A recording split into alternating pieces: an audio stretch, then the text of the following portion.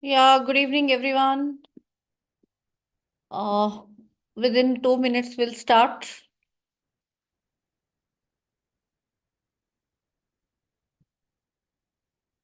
I request all to please switch on your videos. Be nice if we can virtually interact. Thank you.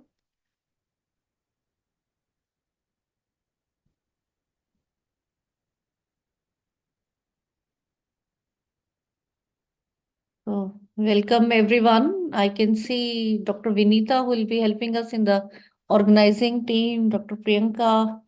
Then we have Lal Sahib, Dr. Jishar, Yogesh Karat, Aditi, Manisha, Dr. Mohit Gupta, Professor Raju, Dr. Sunita, Jacinta. Sorry if I am not able to pronounce your name properly. Excuse me for that. But I'm just reading whatever I can see on the screen. So please, when you log in Zoom, please rename with your proper name. Don't put it like iPhone or Samsung and so on. So that will not be able to capture your thing. Hi, good evening, Professor Sujan. I can see her also. So I request my team to be putting the organizing team as co-host and all the resource person will be joining. Hello, ma'am. Good afternoon. Good afternoon, Rendrajit. कहाँ पे है अभी दिखी नहीं? Can I see you? Or you? हाँ जी, hello, ma'am. Okay. Camera on है ma'am मेरा? हाँ हाँ हाँ अब दिख जी, गई good बिल्कुल अच्छी तरह दिख गई. I can see, yeah. So requesting my team to put on my coordinating team on spotlight. And I think Professor Bakshi is also joined. Can we put him also as co-host? Sir, आप भी अपना audio check कर लीजिए. Good evening, sir. Good evening, everybody. Good evening. Good evening, sir. Good evening, ma'am. Good evening.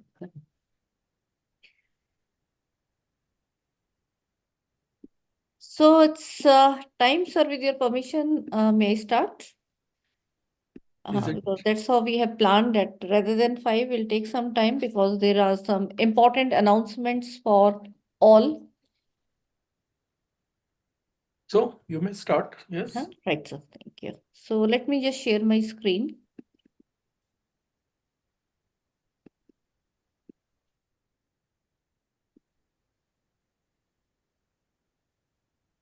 I hope my screen is visible. Yes, ma'am, visible. Yes. Okay, so here we go. Good evening, everyone. In the next batch of NEP Orientation and Sensitization Program being conducted by UGC Malviya Mission Teacher Training Center at SCTB Khalsa College, University of Delhi, also called as GAD-MMTTC because formerly we were called as Guru Angad Dev Teaching Learning Center. So that's how we are taking this mission further. Starting today, that is 20th February 2024, we will have this program till 29th February 2024, followed by a quiz on the Sunday after this. I'll be telling you all the details, don't worry. So I welcome each one of you on behalf of UGC-MMTTC, that is Malviya Mission Teacher Training Center, a center of University Grants Commission and Ministry of Education, and in the flagship program banner of Malviya Mission Teacher Training Program. So entire program under which various programs are being conducted, not only this orientation, but others also. I'll tell you all the details. And we seek blessings from Guru Angad Dev Ji, the second of the 10 Sikh Gurus. And I also welcome you on behalf of my esteemed institution, Sri Guru Tegh Bahadur Khalsa College, a constituent college of University of Delhi. And I welcome you on behalf of University of Delhi as well. And let me take name because this scheme has been named at the national level in the honor of Bharat Ratna Pandit Madan Mohan Malviya ji. So, taking his ideals and the visionary legacy he has left further, all to learn from.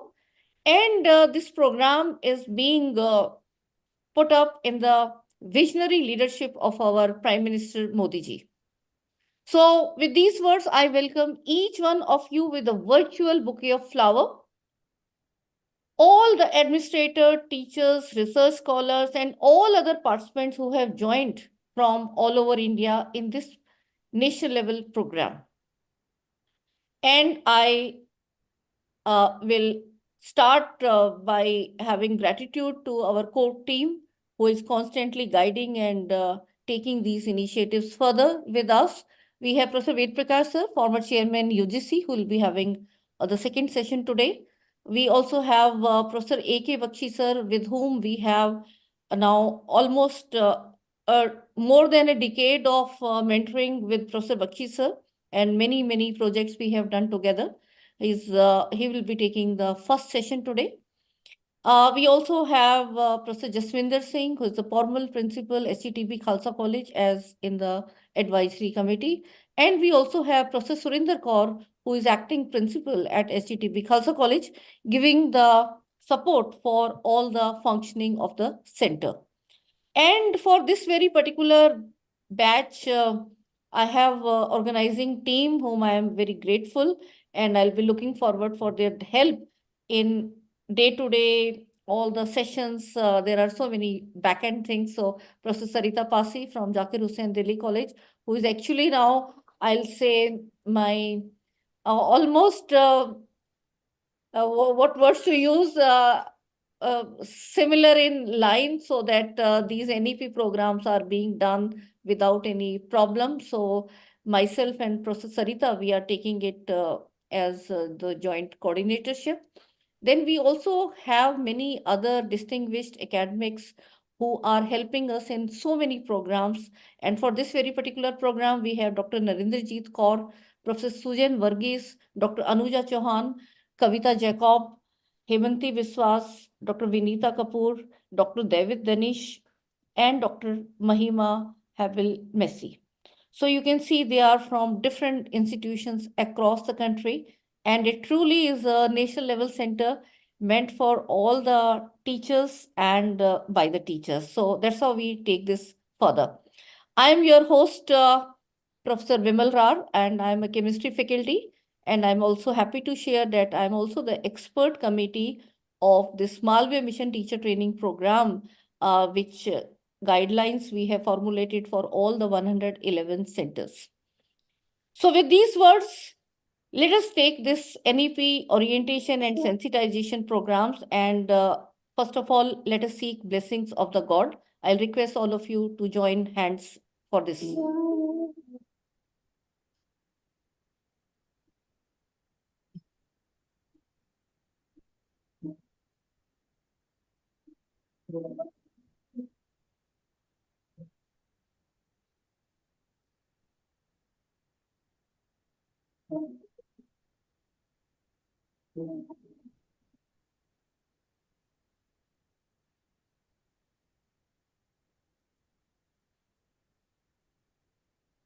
So, taking the almighty blessings, let us move further for this very important co-learning journey for all of us.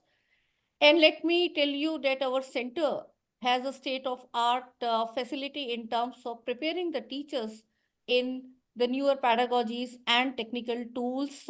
Especially our expertise is in e-content, e-learning, MOOCs, and all. So very soon we'll be announcing program where you can come in face-to-face and have hands-on FDP as well.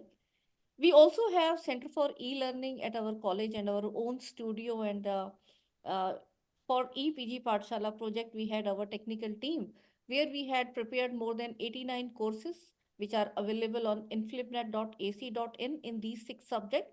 So I'll request all of you can benefit not only from these 6, but there are around 77 subjects available on Inflibnet. We have also contributed for MOOCs on SWAYAM platform, more than 50 MOOCs, out of which 42 MOOCs we have prepared in these 6 subjects.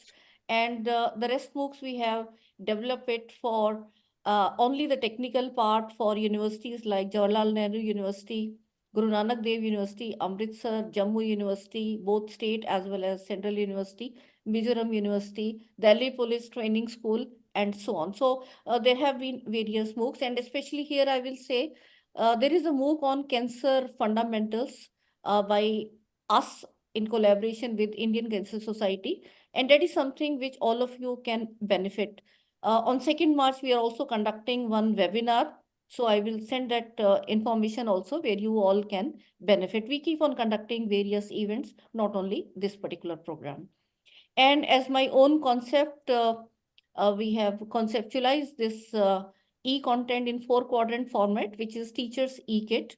And as a group of teacher, this is a voluntary activity where you can approach us and then you can write this content which will be useful for other teachers for implementing the blended learning. It's a perfect amalgamation of the subject, pedagogy, and the tools which can be used by a teacher in his or her classroom for the implementation of blended learning. Since April 2020, we have gone online because from 2016, when we started GAD-TLC, we had been conducting offline programs only.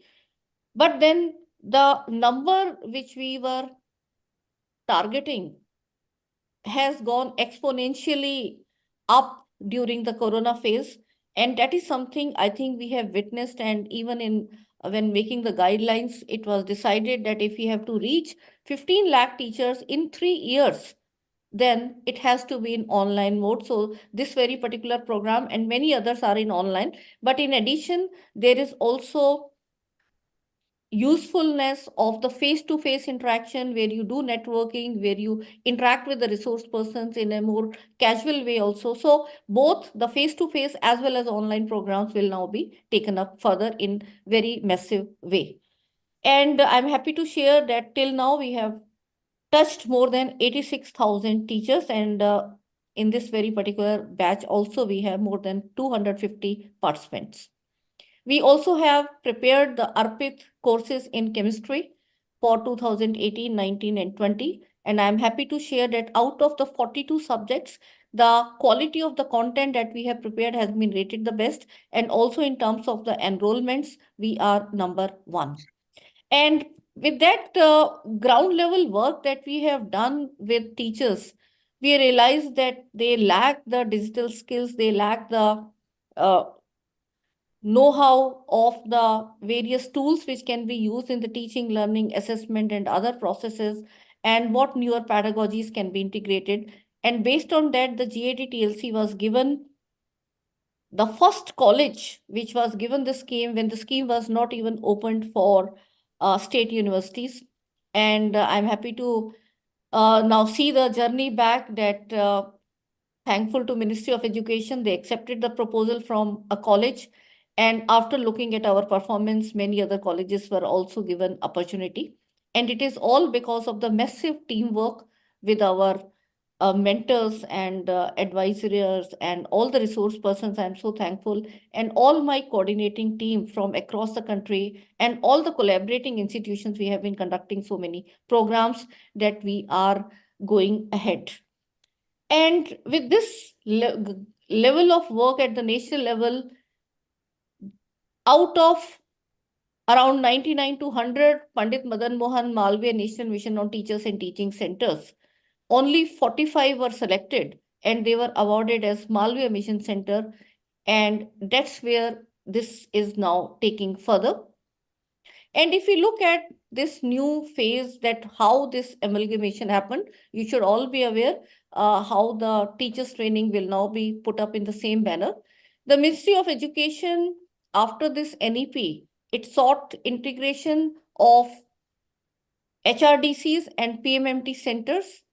And in order to meet the objectives of NEP 2020, keeping in view the optimal utilization of infrastructure, human and financial resources, and renaming and popularizing the entire capacity building effort as Malviya Mission Teacher Training Program. So that's how it has evolved now. Every program, whether it is a refresher course or FDP or it is these NEP sensitization program, will be under this particular nomenclature as a mission.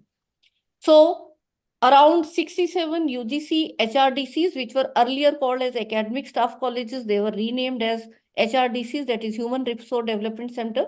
And from 5th September onwards, now all these centers are being called as Malviya Mission Teacher Training Center. And if you look at the new phase of the scheme, how it is trying to implement the recommendation of NEP, we should all be aware, and all the programs will be then designed around this. That is to improve the quality of teaching at all levels and in all domains, to focus on equity and inclusion in higher education and promote online and digital education, ensure equitable use of technology, promote Indian language and culture, develop basic infrastructure facilities, create awareness about gender sensitization, include vocational education in the curriculum, develop leadership and management skills, create pool of mentors and pedagogic experts, promote research and multidisciplinary education. So if you look at the overall vision of this new phase is to build competencies in the faculty for better teaching, learning, and research by exposing them to Indian values, updating knowledge and skills, and aligning teaching, learning, and research with the needs of the society and NEP 2020. So if you look at this vision, this says it all, whether it is our responsibility in the teaching, learning, or research, or if you look into the Indian value system, the component of contribution and preparedness of the students for the society, it talks about all. So this very particular program will be giving you the overview of what all is desired. And then you identify that which is the area where I have to improve more, or which is the area where I can be expert and can be taking it further as resource person. So both the options are there. This particular mission was then launched on 5th September 2023. So it's called as entire Malviya Mission Teacher Training Program, as I told you, by the Honorable Minister Dharmendra Pradhan ji at Kaushal Bhavan, Delhi. So now these 111, and this is the dynamic number, just last week, I think one more center has been added. So main thing is these MMTTs will be every month conducting 2 programs, and that will be online program, which is NEP orientation and sensitization, 8 days, spread it across 2 weeks. So the flexibility is for every center that how they will be putting it into that. And apart from this, we'll be conducting faculty induction programs, the FDPs or the short-term programs, refresher programs, workshops, webinars, and all. And some of these will be fully funded by the ministry, some of them will be partially funded, and some will be also conducting on self-sustainable basis as collaborating. So any of you can also approach us. So that's how the structure goes, and we are taking it further. Because idea is in this changing time, each and every teacher should be provided the opportunity to, first of all, given the sensitization and awareness about NEP, and then which are the areas where they think that we not want to now improve further. For that, detailed programs will be conducted.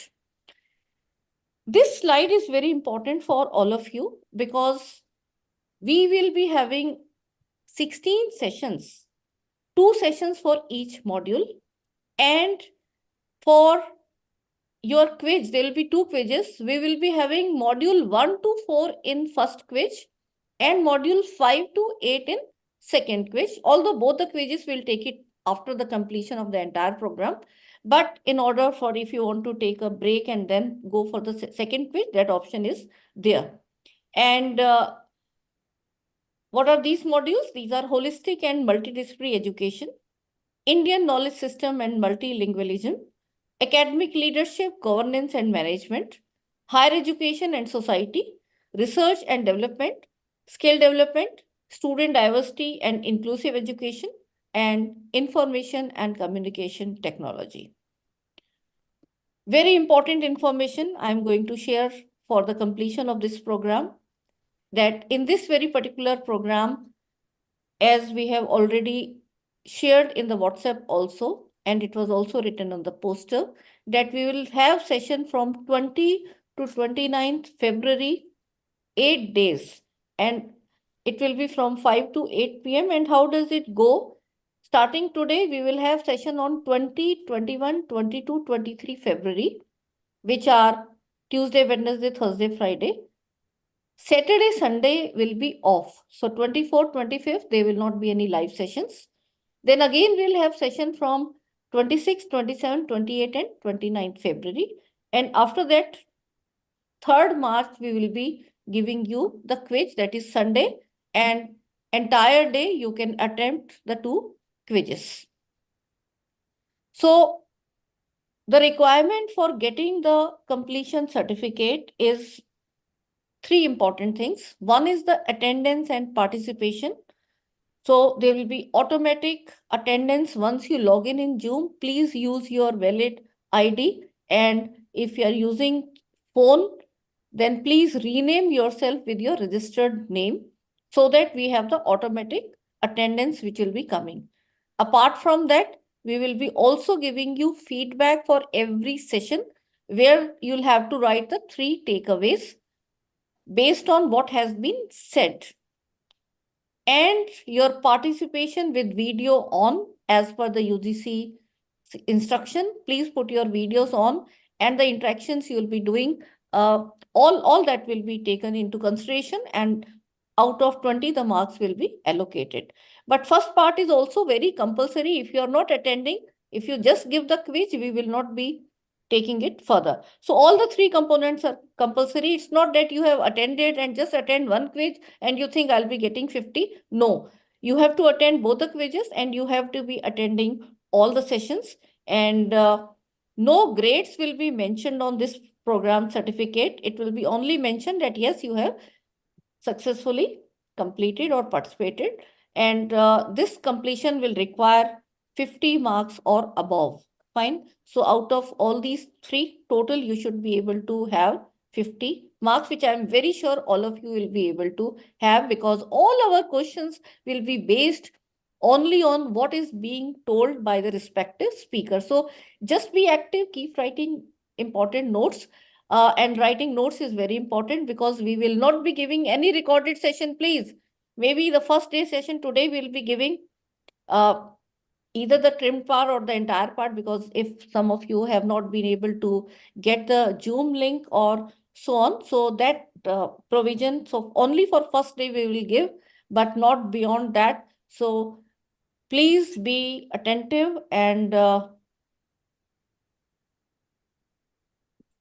no recorded sessions will be given. So attend it live and fill all the feedback form. The feedback forms will be given at random time, and there will be 16 feedback forms which will be session wise, and overall feedback also will be there.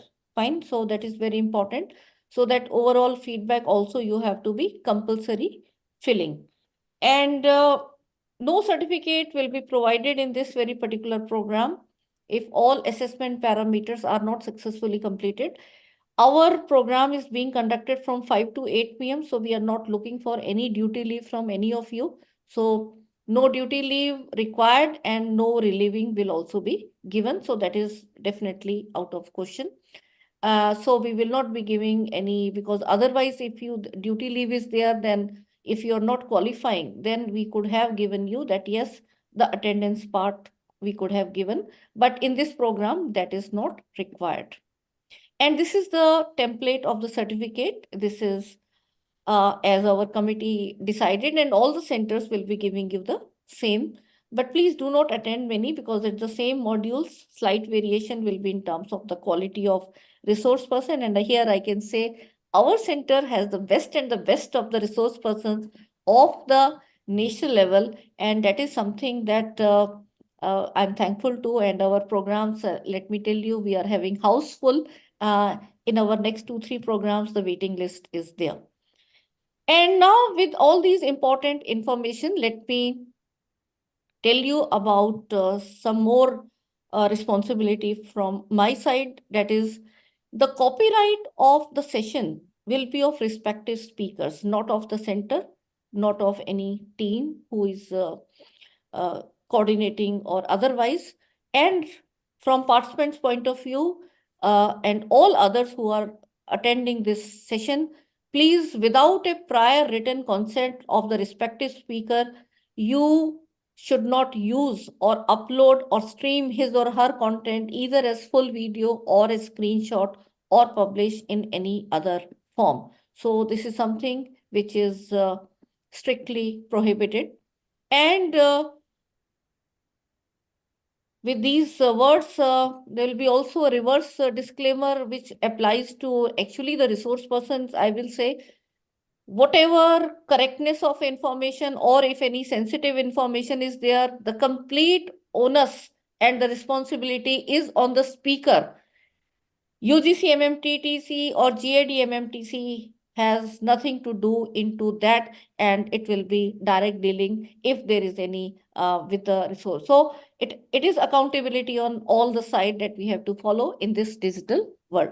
So with these words, let us get started with the first session, which is going to be really motivating. And for that first session, I will be requesting Professor A.K. Bakshi sir, who is founder VC, PDM University, former Vice Chancellor, UP Rajarshi Tandon Open University, which is called as UP RTOU, Allahabad. He is also former Executive Director of Tertiary Education Commission, Mauritius. And let me briefly introduce him, although he doesn't need any introduction. He's a well-known figure, and more so in the last 4 years, I have seen that he has delivered more than, I think, 400 lectures, and every day he's busy in some of the other sessions, guiding all the younger colleagues in our field. So Professor A.K. Bakshi, a renowned academician and a former Sir Shankar Lal Professor of Chemistry in the University of Delhi. As I told you, he is the founder VC and former VC of UPRTO. He has also been head department of chemistry, director of CPDHE, and director of Institute of Lifelong Learning of Delhi University. He has also been a visiting professor at Guru Gobind Singh Indraprasth University in Delhi. Professor Bakshi has also been the chairman of GAD-TLC and member of standing committee of the National Mission on Education through ICT, that is NME ICT.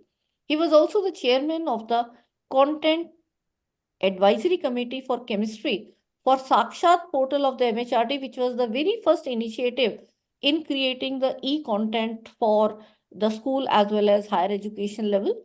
A double gold medalist, a record breaker, and recipient of several awards and academic honors, Professor Bakshi was felicitated 2 times for his outstanding contribution to education by the former President of India, Dr. APJ Abdul Kalam. Professor Bakshi is the co-author of nearly more than 200 research and education articles, 1 patent, many books, e-books, the modules for ARPIT and EPG Pathshala chemistry program. Professor Bakshi is one of the most sought-after speakers in the country, having delivered more than 400 invited talks in just the last 4 years. And I've seen him, I think more than 2 decades, he has been invited in various forums for guiding younger teachers. Professor Bakshi has also been a member of National Writing Team for Chemistry Class 11th and 12th books of NCERT. He was selected as the president of the section of Chemical Sciences of Indian Science Congress Association, that is ISCA, for the year 2011-12. He has also been a member of the various committees of national and international importance. Professor Bakshi was also felicitated recently by Union Minister Smriti Zubin Irani for his outstanding contribution as chairman GAD-TLC in the professional development of teachers across the country. And he has, this is, I think, I found unique in his profile, that he is also one of the first persons from universities in India to have been selected as a member scientist of 3rd Indian Research Expedition to Antarctica. And this expedition built India's permanent base Dakshin Gangotri in Antarctica. So what I see in him, not only a teacher, but as an administrator, a scientist, and I think a globally acclaimed professional. So, sir, we welcome you, and we are waiting for your motivating talk. Over to you. Thank you very much, Professor Vimal, for your very kind words of introduction. See, while I was sitting here, I was just listening to what you said about the entire history of our center, how we started almost from a scratch and reached up to this level. Nobody would have imagined that. Because I remember that we first came with the Center for E-Learning, then, National Resource Center of Chemistry, and then so many, 3 centers were there. And then under EPG Pathshala project, we started developing content for 6 subjects. That was a scheme under which we developed all this. And just, I'm just wondering how things have shaped and where we have reached today. See, we would have never imagined that this center will attain such heights as it has attained today. And if I look back as to why and how it happened, I think the secret lies because we were doing everything very sincerely and thoroughly. And step by step, we have reached to this level. It cannot be a planned, escalation of your entire career that you will reach that level. Nobody knows that. That's why, it is said, the secret of future lies in your daily routine. How you do everything daily. And that is what we have done and achieved to this level. And I must acknowledge that in this attainment, the contribution of Professor Vimal has been tremendous. Besides, doing the normal duties as a faculty member in the college, she has been shouldering this additional responsibility. And it won't be wrong if I say that she is the main driving force behind the success our centers have achieved. And it's no small achievement that this center is one of the 112 centers created in the country. And I think only 3-4 colleges in the country have got this special Madan Mohan Malviya Teacher Training Center status. So that's a big achievement. Therefore, I would also like to compliment Professor Vimal, her entire team. I can see Professor Sarita also. She is also a big strength to us. And many other members are. Susan is there. Then so many members of organizing team. I can see Vinita is there. I can see her also. And so many people. I think it's a team effort. And team is together, everyone achieves more. That is what we have shown. So hats off to you, all of you. And I am very sure that we will continue to work in the interest of the country. And I also personally feel I am a professor of chemistry, but nowadays I hardly get any chance to speak on chemistry. Most of the time the talks are on new education policy or some other, aspect of education. That way I have also changed myself a lot. And in the process, I have also learned a lot. So thanks a lot for giving me this also opportunity because it has been a great experience. And now coming to the today's program, today I will be speaking on something which is, can I share my screen first?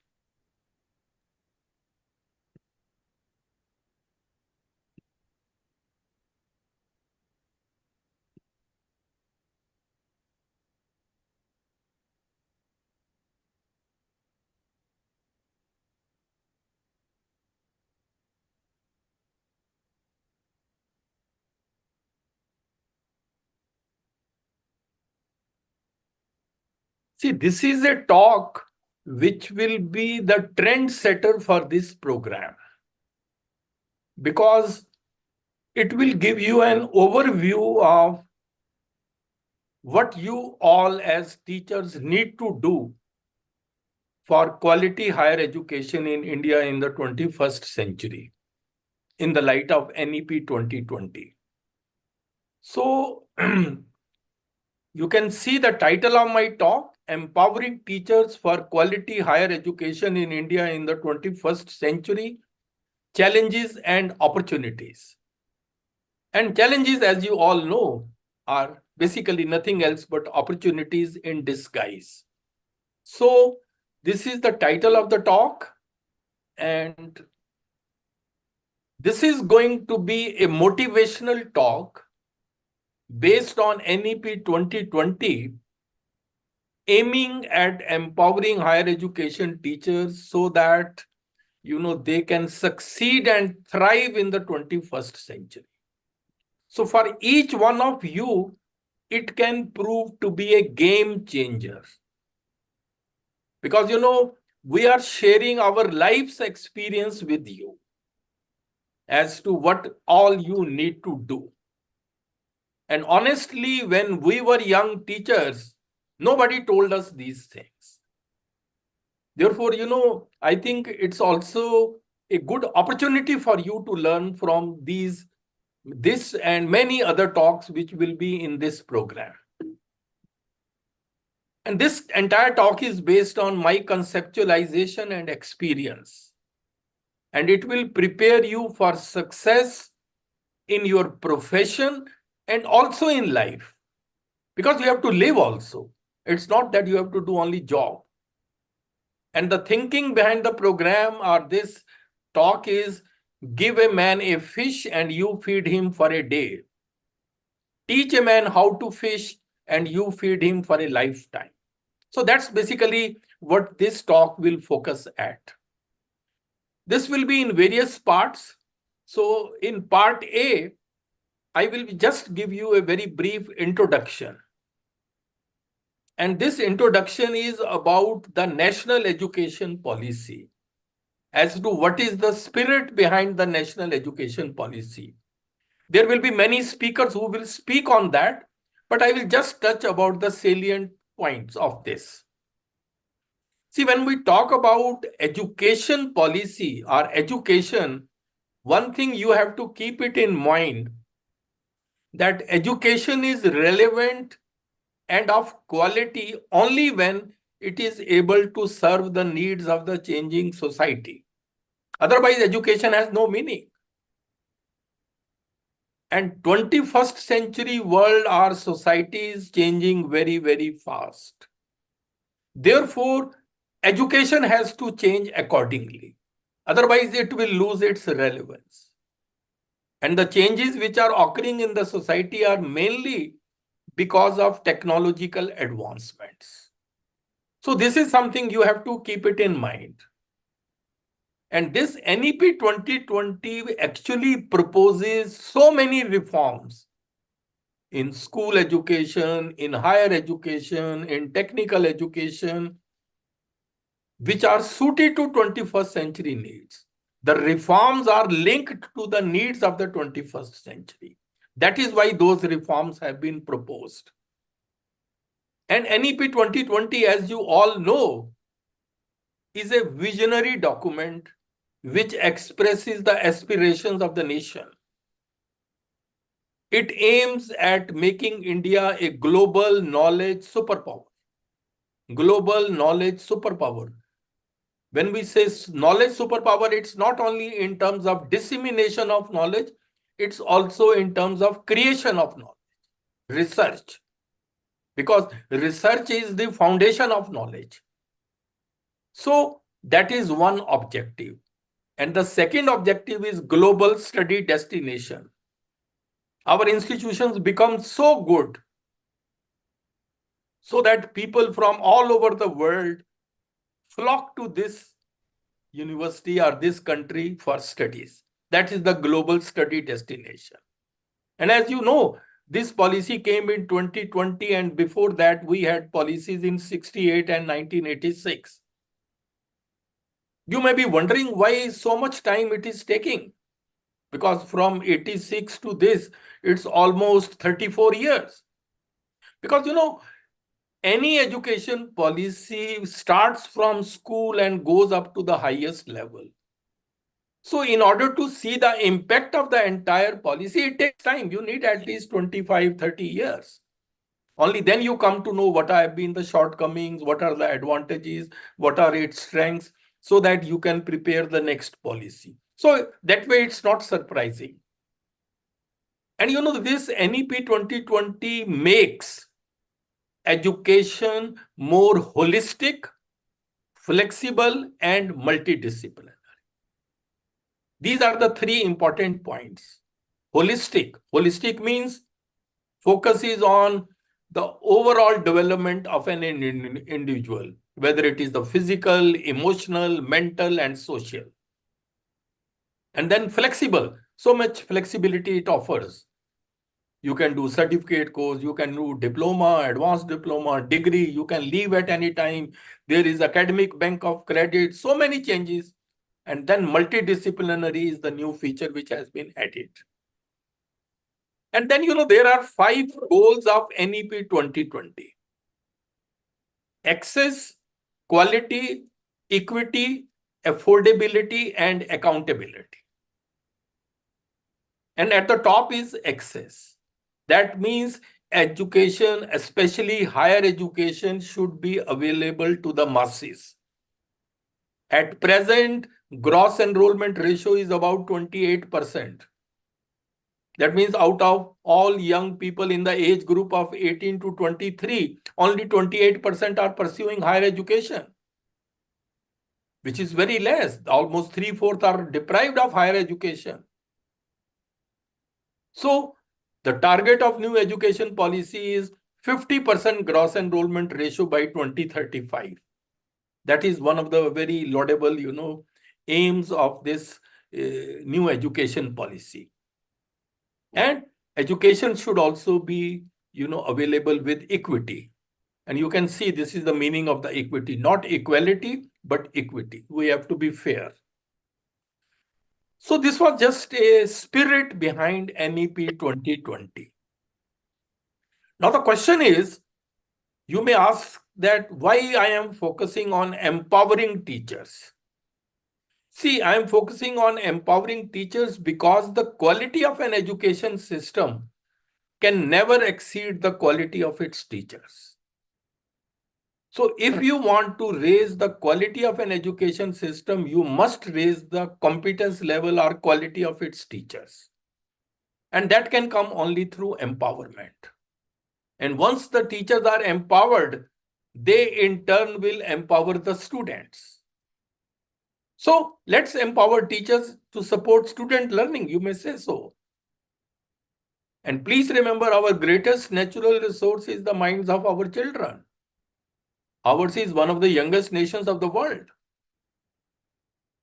50% population below 25, 65% population below 35 years. This is a big demographic dividend which India enjoys. We need to ready our children for future. So how to ready them? It is through education.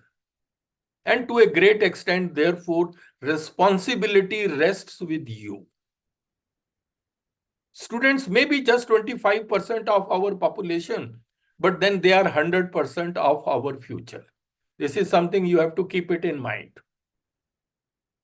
And please remember, we have to give our children the right education. A child miseducated is a child lost. And therefore, we cannot afford to lose even a single child. We should be so careful in our education system that we provide them with the right education, right quality of education. And now if you look at the traditional roles of a teacher in higher education, because The roles of the teacher have been like this: disseminating knowledge, teaching, creating knowledge, that is research and guiding research, then academic administration and management. And a teacher is expected to excel in all the three roles. And let me share with you, most of you are very young. If you want to be an outstanding teacher or a researcher, you should have a very sound and deep knowledge in your discipline. You should be very good in the practical skills. You should have clarity of concepts, and you should have done a lot of thinking on the subject. Because when you speak, that shows how much thinking you have done on the subject. You are not just merely passing down the information. And then, there should be a passion in you. Yes, I want to become an outstanding teacher and researcher. See, this slide looks very simple, but very difficult to achieve. My feeling is sometimes that many of the young people have even stopped reading more about their own subject, because they read only to the extent so that they can take day-to-day classes. That's all, nothing beyond that.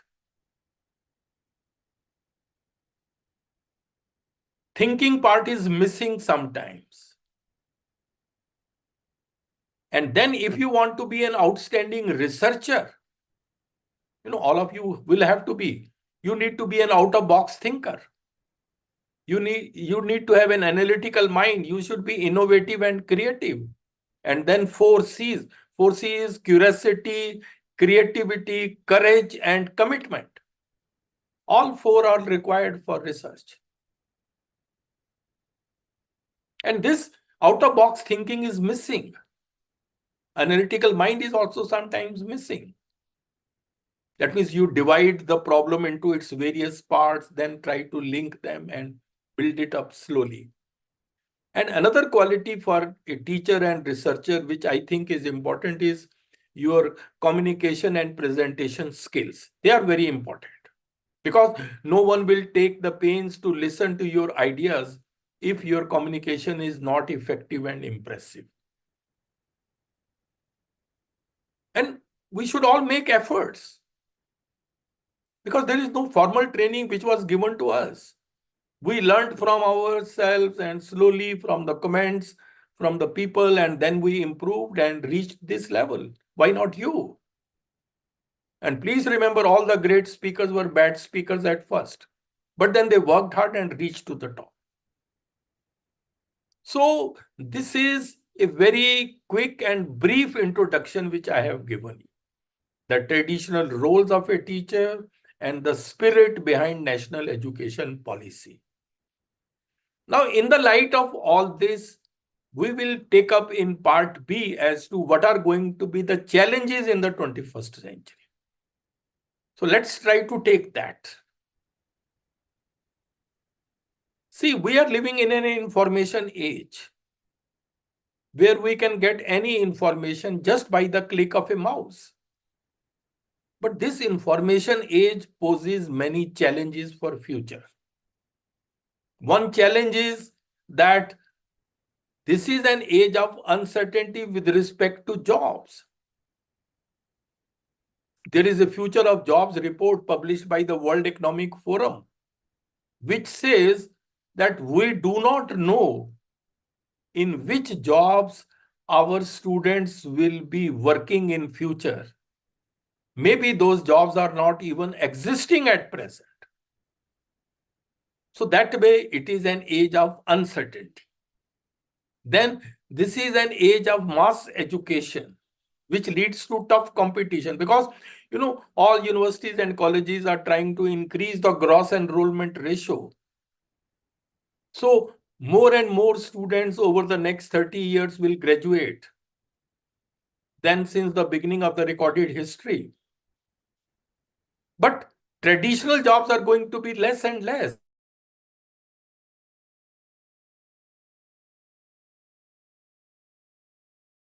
And the third is, this is also an age of artificial intelligence. This is an age where artificial intelligence will equal the intelligence of the students by the time they finish their formal education. So the question is, if I can have machines with the same intelligence as you, then why do I need you? So that way there is going to be a problem. And now it is said that all these jobs which are of repetitive or predictable nature, no critical thinking, which require no critical analysis, no research base, no specialization, all these jobs are going to be in danger due to artificial intelligence, automation, or robotics. Artificial intelligence is transforming the entire world. It's killing nearly 40% of the existing jobs. Even now, people talk about a threat to the teaching profession, if it is just of a routine type. And this is a report that, any humans in future may not be required for the so-called left brain function. You can see the left side of the brain. This is the picture of a brain. Logic, analytical thinking, all these things humans may not be required, because anything that can be measured by numbers can be solved by artificial intelligence models. So humans may not be required. So the focus in future is going to be on the right brain function, that is, creativity, imagination, emotional intelligence, critical thinking, those. So you can very well now imagine that in the 21st century, the challenge for each one of you is going to be what and how to teach, so that our children are successful in a future that is so uncertain. So this is going to be a big, big challenge. Second challenge, which is that is the Sustainable Development Goals. Many of you must be familiar with this. See, sustainable development is the burning issue in the world at present. Everybody talks about sustainable development. And the meaning of the sustainable development is, sustainable is which can be maintained for a long time, and development is normally we talk about economic development. So it is a development which should take care of the future generations. That's basically what we talk about sustainable development. And why there is a concern for sustainable development? Because, look at this, population is exploding. Today we have about 8 billion people in the world. By 2050, we will have about 9.7 billion people. So population explosion means more pressure on the resources, fast depletion of resources, including food, minerals, and other natural resources. Then there is going to be a problem of water scarcity. There is a FAO report that by 2025, 1.8 billion people will be facing acute water scarcity. Then problem of environmental degradation, we see it, how our environment is, getting degraded. Then problem of climate change, rising sea level, increase in atmospheric temperature. All these are changes. So these are a matter of concern. Therefore, education needs to address to these concerns. Because you must be thinking why I am putting this as a challenge, because education ultimately needs to address to these concerns. And that is why United Nations in 2015 gave 17 Sustainable Development Goals for achieving them by 2030. They gave 17 goals. You can see on the right side, these are the 17 goals, like no poverty, zero hunger, good health, quality education, etc. All these are 17 goals. But they did not give any roadmap. They gave only the problems. Why no roadmap? Because, world is full of diversity and no single solution can be given for any problem. Nature of the problem will also vary from region to region. And 193 countries signed this agenda, United Nations Agenda 2030, including India. And we are all committed. And one of the goals you can see here, goal number 4 is quality education. So that is also a goal in the world. You have to provide quality education to the entire world. So, these 17 goals represent the real world problems. And their solution calls for a multidisciplinary/interdisciplinary approach. Look at the problem of climate change. You cannot solve the problem of climate change just with the knowledge of one discipline. You need to know climatology, you need to be aware of political science, economics, green technology, sociology, etc. That's why, multidisciplinary these days we are talking. Multidisciplinary approach in education, even NEP 2020 also talks about the same thing. It's because of this. Because multidisciplinary education allows students to gain a deeper understanding of the subject through the lens of different disciplines. And you come to know what can be the way out. And these goals are so important that when in 2015 this agreement was signed, our Prime Minister said, this is his statement, much of India's development agenda is mirrored in sustainable development goals. Even our G20, which we had recently, it has also aligned its work with the 2030 agenda for sustainable development, to eradicate poverty, achieve all that. So basically G20 agenda is also the same as United Nations agenda. And one of the goals I just mentioned is quality education. And what is this quality education in this agenda? Ensuring inclusive and equitable quality education and promote lifelong learning opportunities for all. This is for the entire world. And look at these terms: inclusive, equitable, quality education, lifelong learning, promoting that. So this is coming from Sustainable Development Goal. And our new education policy also says the same thing. So you can say that various provisions of NEP 2020 are basically based on Sustainable Development Goal 4. NEP 2020 is aligned with SDG 4. So this is something you have to keep it in mind. It's not that something new has come.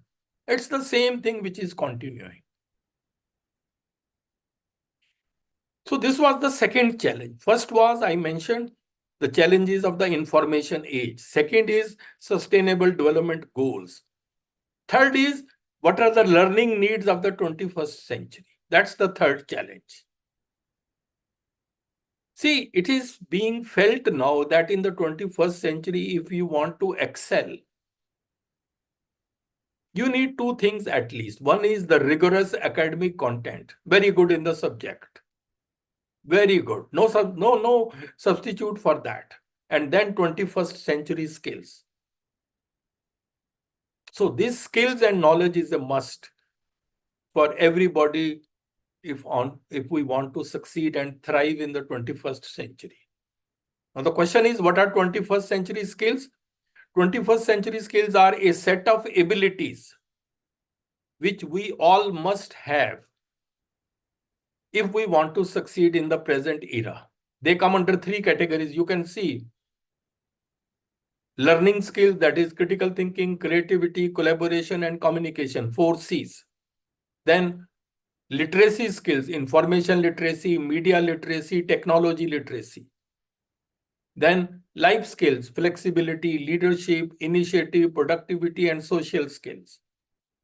So taken together, these are 12 skills. And these 12 skills were proposed by United States Research Council. They did a lot of research and they felt that in the 21st century, these are the skills which everyone should have. And why they are so important? Because artificial intelligence cannot replicate them. You cannot have machines with these skills. You can't have a machine which has a leadership quality or which is critically thinking or creative, etc. So this is something you have to keep it in mind.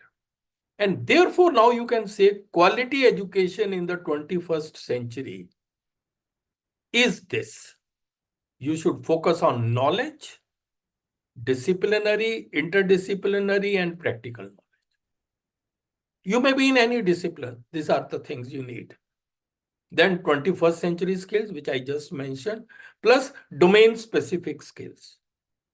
You are in chemistry, you need some skills related to chemistry, economic skills. Then personality, values, attitude, traits, disposition. That's the personality. And these three things taken together determine the competence of an individual. That's why, almost all universities now are focusing on skill enhancement courses to focus on the second point, and value-added courses to focus on the third point. Because, if one of this position, one component is weak, it will affect your competence. Even now, you can also assess yourself where you are, what is your strength and what is your weakness. And this is required for every discipline. Sorry. Now, therefore, you need to acquire competence for excellence in any profession through quality education. And this is the summary of what I just said. You need knowledge, you need skills, and you need personality. So these three things ultimately determine your competence. Knowledge may vary from profession to profession. If you are an engineer, you may be needing knowledge of a different type, skills of a different type, but then you need personality. If you are a bureaucrat, you are an IAS, you need knowledge of a different type, skills of a different type, but your personality is also required.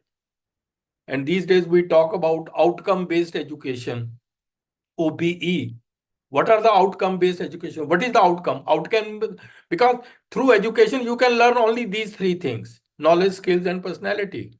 So outcome has to be a mixture of these three. It cannot be anything else. So this is something you have to have a picture in your mind. Do introspection and find out where you are strong and where you are weak. Another challenge which is there in the 21st century for the teachers, which I feel, is that need of creative and innovative minds in India. See, there is a crisis of innovation and creativity in Indian education system. Look at the fact, no Indian scientist working in India has been able to get a Nobel Prize after 1930. C.V. Raman was the last person who got it for the discovery of Raman effect in 1928 and got the Nobel Prize in 1930. After that, nobody has got it. In chemistry, nobody has ever got. These are the people who got Nobel Prizes, but they were non-resident Indians. Even Amartya Sen, although he is an Indian, but for years he has been working abroad. Abhijit Banerjee is an American citizen. So this all shows that there is some problem in our system. But please remember, Nobel Prize is not a lifetime achievement award. No. If you want to excel in research at that level, you need to have enormous amount of creativity and open-mindedness. And this creativity and open-mindedness doesn't come overnight. You have to be trained for this. This needs to be nurtured from childhood onwards. Then willingness to collaborate. We generally teach our students, our children to compete with each other. Then it becomes difficult for them to collaborate. Then perseverance and resilience. Persistence, keep on working. We want sometimes immediate gains. That may not be possible. And these are the reasons why we are not very good in the world university rankings. And one of the main reasons for the poor world ranking is poor quality of our research programs. Sometimes I feel that best students don't come to research. For example, in sciences, I am sure after 12th, the best will go either to engineering or to medicine. Very few will come to pure sciences, and then out of that, very few in research. And this was a very recent report. It was informed in Rajya Sabha that between 2017 to 2021, of all the candidates recommended to All India Civil Services, over 76% were from science stream, covering engineering, sciences, and medicine. Only 23.6% were from humanities stream. So you can see people are not coming to research. So why do we lack in quality research? You may ask the question. We lack in quality research because, ultimately it is linked with our education system. There is a fundamental flaw in our education system. And you can watch this. This will tell you the flaw in our education system. Just watch it. For decades, people have been finding hundreds of flaws in the education system. No conceptual understanding, no creativity, children are stressed, and the list goes on. All these are symptoms. But what is the root cause to all this? What is the fundamental flaw in the education system? Let us play a rapid-fire game. You have 1 second to answer every question. Let's start. First question, A4? Okay, no more questions. Did you think apple first? 98% of people are most likely to think so. Because that was what we were told in our kindergarten. Imagine that this was done differently. Say we had asked you for all the words starting with A. Ant, ace, April, apt. Different answers would have popped out of everyone's head. Do you see where the problem is?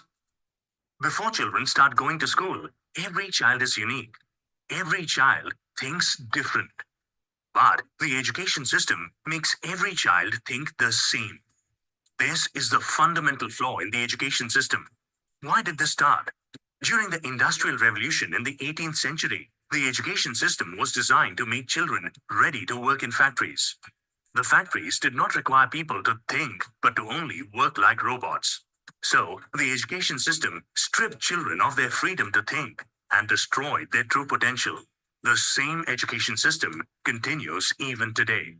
Only the industries have changed. A study by NASA shows that 98% of children think different before they start going to school. As they go through this education system, at 25 years of age, only 2% think different, and 98% think the same. So how does the education system make every child the same? Let's go back to the apple example. Kindergarten lessons told us that A is for apple. We asked you for words that start with A. Our education system gave us the answers. We asked you a question. Answers make you the same. Questions make you different. Right from kindergarten, the education system keeps giving answers. Instead of asking children how plants make food, the science teacher gives you the definition of photosynthesis. Instead of asking them to describe the sun, the teacher tells them that the sun is a ball of fire at the center of the solar system. Through their years in school, children lose the capability to think on their own. Whether it is their choice of career or their relationship or any situation in life, they become. So you can see how our education system strips the children of their ability to think on their own. We always give ready-made answers to them and then ask the same thing in the examination. There is nothing like out-of-box thinking. So much so that every year it is repeated in the same way. So they are totally deprived to think on their own. They can't think. So how can you expect good quality research from such minds? But please remember, there are always some peaks of excellence here and there, whether they are because of the system or in spite of the system, that's a different matter. But in general, we are not encouraging. So our education system is therefore that sense outdated, does not encourage thinking, innovation, and creativity among students. And please remember, without creativity, there can be no progress, and we would be forever repeating the same pattern. Even in research, if you look at the various steps in research, starting point is research problem. And what is the problem on which you want to work? What is your idea? There comes your creativity. The rest of the things are very routine type. There are so many tools available, so many software which are available for literature survey, hypothesis, data collection, data analysis, etc. And that's why, in the new education policy now, a National Research Foundation has been created, which is an apex body which will foster a strong research culture in the country. It will, fund the various research projects. And even it will, recognize outstanding research through awards. So this is the new development. But still, I feel we need to focus more on improving our education system, because these things are related to that. And in this NRF, there are going to be 4 major divisions: science, technology, social science, art, and humanities. And the budget for the next 5 years has been already proposed. So this is something which I wanted to say, that there is a dearth of creative and innovative minds. And now the question comes, how to enhance the quality of higher education which is imparted in India? That's the need at this stage. And in any education system, 3 things are important. What do you teach? That is the curriculum. How do you teach? That is the pedagogy. And how do you assess your students? Examination or assessment.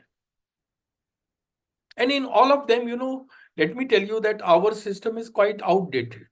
We have 21st century students, but sometimes we teach 19th century content. Methods of teaching, assessment methods, courses, architecture, they are all outdated 20th century. We have not changed much. That's why the problem lies here. That's why, this entire program is meant for teachers, because teacher is the most important change agent. Teacher can only bring about this. Students come to our class, we have to guide them.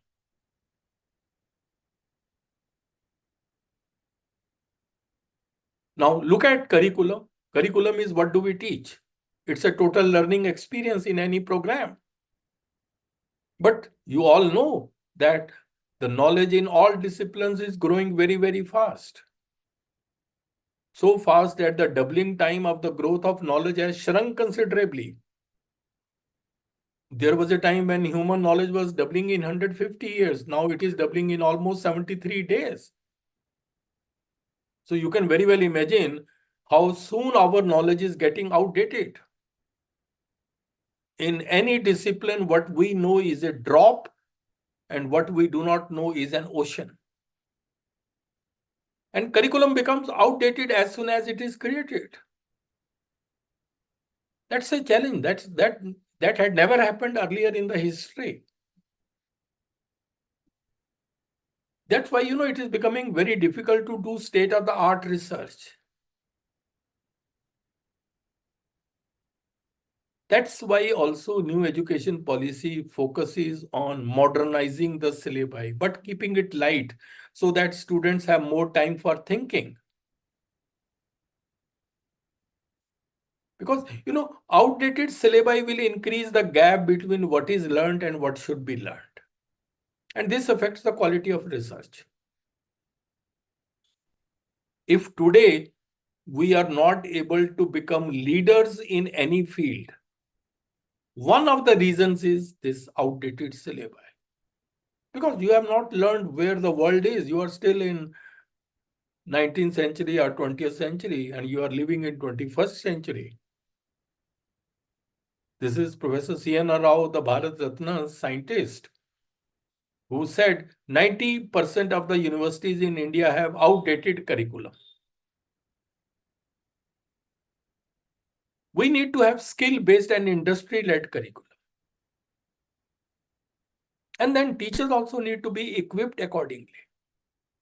Because the world is slowly shifting towards skill-based economy. There is going to be a more emphasis in future on practical knowledge and hands-on experience. And multidisciplinary education will help us in that. And then comes pedagogy. Pedagogy is how you teach. Art and science of teaching is pedagogy. See, our method of teaching is still teacher-centric, textbook-oriented. Focus is on finishing the syllabus. Focus is on talk and talk method. Teacher directs all classroom activities. So it's mainly a teacher-centric approach. We forget that students have different needs. Some students come from different educational background. Some have different attention span and interest. Some have different language abilities. Some have different cultural backgrounds. And then we have very large classroom where paying attention to any individual is almost impossible. So these are the serious problems. And then focus is always more on examination, rote learning, and scoring high marks. We have been doing that. This is today's reality in every discipline. Nobody wants to learn concepts. Everybody wants 90+ marks. Even parents want that. Very unfortunate that the focus in our country is on well-filled mind. We keep on filling the minds of the young people with more and more knowledge. What we need is well-formed mind. And well-formed mind comes through transformation. Real education is that which transforms the learners. Transformation means continuous improvement. Just as you have a seed, you plant, then you have a tree like that. Transformation occurring. And even for quality research, strong foundations for quality research are also laid during teaching learning. See, those years when you are learning the subject, those are very important years because all foundations come there. Later on, nobody teaches, nobody learns that. So, focus needs to be an in-depth understanding of the topics, interconnection of the topics, clarity of concepts, etc. That's why, it is said now that we sometimes forget that learning is not the product of teaching. Learning is the product of the activity of the learners. We have to engage the learners. And once you engage them, then there will be no problem. And that's the thinking behind learner-centric education. We need to shift from teacher-centric to learner-centric education. Students will learn best when they are engrossed in the topic, motivated to seek out new knowledge and skills, because they need them in order to solve the problems at hand. Experiential learning we talk. This is also a learner-centric education. And fostering experiential learning and critical thinking among students is an important objective of the new education policy. But, on paper it looks okay, but we have to implement it in the class. Are our teachers able to implement even experiential learning? I doubt sometimes. And for experiential learning, as you can see here, retention rate is 75%. Whereas for a lecture, the retention rate is about 5%. Because, when you do the things, you fully are involved in that. And learner-centric education is not one method. There are so many methods which come under the category of learner-centric education. Problem-based learning, project-based learning, case studies, inquiry-based learning, flipped classroom, collaborative learning, community outreach, international travel. That also you learn. It's a learner-centric approach. Then internship, undergraduate research program, apprenticeship, field work, all that come under learner-centric education. And therefore, please remember, once we embrace learner-centric methods of teaching, roles of the learners will also change. They will no longer remain just passive learners. They will become active, highly independent, and creative thinkers, because at every stage, they will have to do something. So they will have to become active. And your role should be just a guide, a mentor. Look at these universities, Harvard, Stanford, Wharton. The focus is more on case studies, experiential learning, project-based learning, problem-based learning, all that. Very little focus on lecture-based learning. That's why, it's said, if we teach today's students as we taught yesterday's, we are going to rob them of tomorrow. So teachers will have to change with the changing times. This is very, very important. You do self-evaluation. What method you follow? Have you changed much? This was my article on creativity crisis in the Indian education system. This is about flipped classroom. And then comes the assessment. This is a very important component of education system.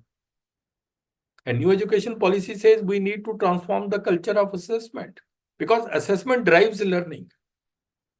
The way you will assess your students are very smart. They will start learning in that way. Now, for example, this QUT has come, Common University Entrance Test. There is a complaint that many schools are saying that students don't come to the classes. They are joined some coaching center where they give preparations for these exams. So, by changing the system of assessment, you can enhance the quality of education. Unfortunately, our examination system is rote-based, mainly about textbook content, testing facts, definitions, etc. Anything coming from outside the textbook, we call it out of course or out of syllabus, and we start protesting it. Then our traditional examination do not assess the skills which industry needs. That's also a serious drawback in our system. Therefore, we need to make assessment process more scientific to encourage multiple skills of the students.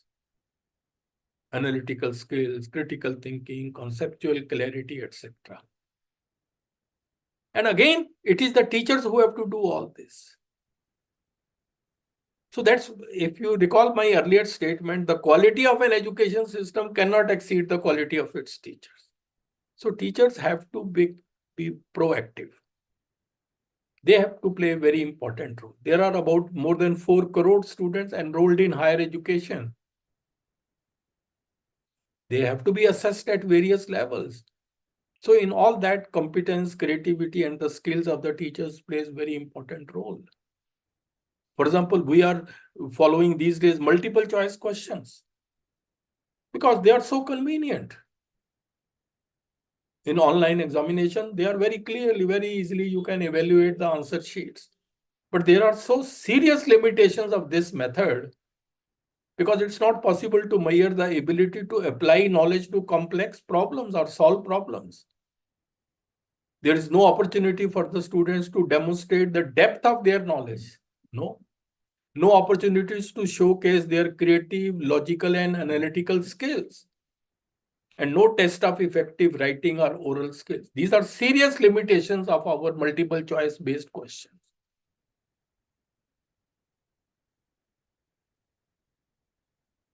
I just wrote one article, some tips for cracking CBSE MCQ exams. These are the tips for the students. So, even at cognitive learning, when you acquire knowledge, mental level, cognitive learning is following revised Bloom's taxonomy. It takes you from remembering, understanding up to creativity. There are 6 levels. We need to go from lower order thinking skill to higher order thinking skill. And these are the 6 learning outcomes of cognitive learning. And therefore, when we set question paper, our questions should also test each of these learning outcomes, which sometimes we are not able to do. We just take last year's question paper, set a new question paper, and that's all. Therefore, you can very well imagine if we are not able to change much, it is because our teachers have not been able to change much. Maybe perhaps they are living in a comfort zone. That's why, world is where and where we are. So that's why, said this is the best. If you look at the lower order, 3, remembering, understanding, application, for them, you can have MCQ, short question answer, match, fill in the blanks, etc. But for higher order thinking skills, you need to have projects or internships or e-portfolios or field work. So ideal combination is the blend of this. Then another challenge is you need to embrace technology also and become tech savvy, because the society is changing because of technology. So you will have to change that also. Because it is difficult to imagine education without technology in the 21st century. And you know that if we could be successful during Corona time, it was mainly because of technology. And even the new education policy says technology and education are interrelated. Technology enhances the quality of education, and enhanced quality of education further improves the technology. But please remember, we have to tell our students technology should be used strategically to benefit the students. Excessive use of technology is very harmful. It has impacted adversely the generation of original ideas and hence creativity. Students have stopped thinking. For every small thing, they are dependent on technological tools or something. For example, students have even forgotten how to write by hand. Very few people now write these days. We should keep it in mind that writing by hand activates several parts of the brain and improves the coordination between eye and hand. It stimulates both sides of the brain, improves your cognitive skills. Then it increases focus and learning ability. And writing, when you write by hand, it helps to remember the information. It improves your motor skills. They learn how to hold a pencil to write. Even coloring or painting within a given outline also helps them. But modern day generations, they have stopped almost writing by hand.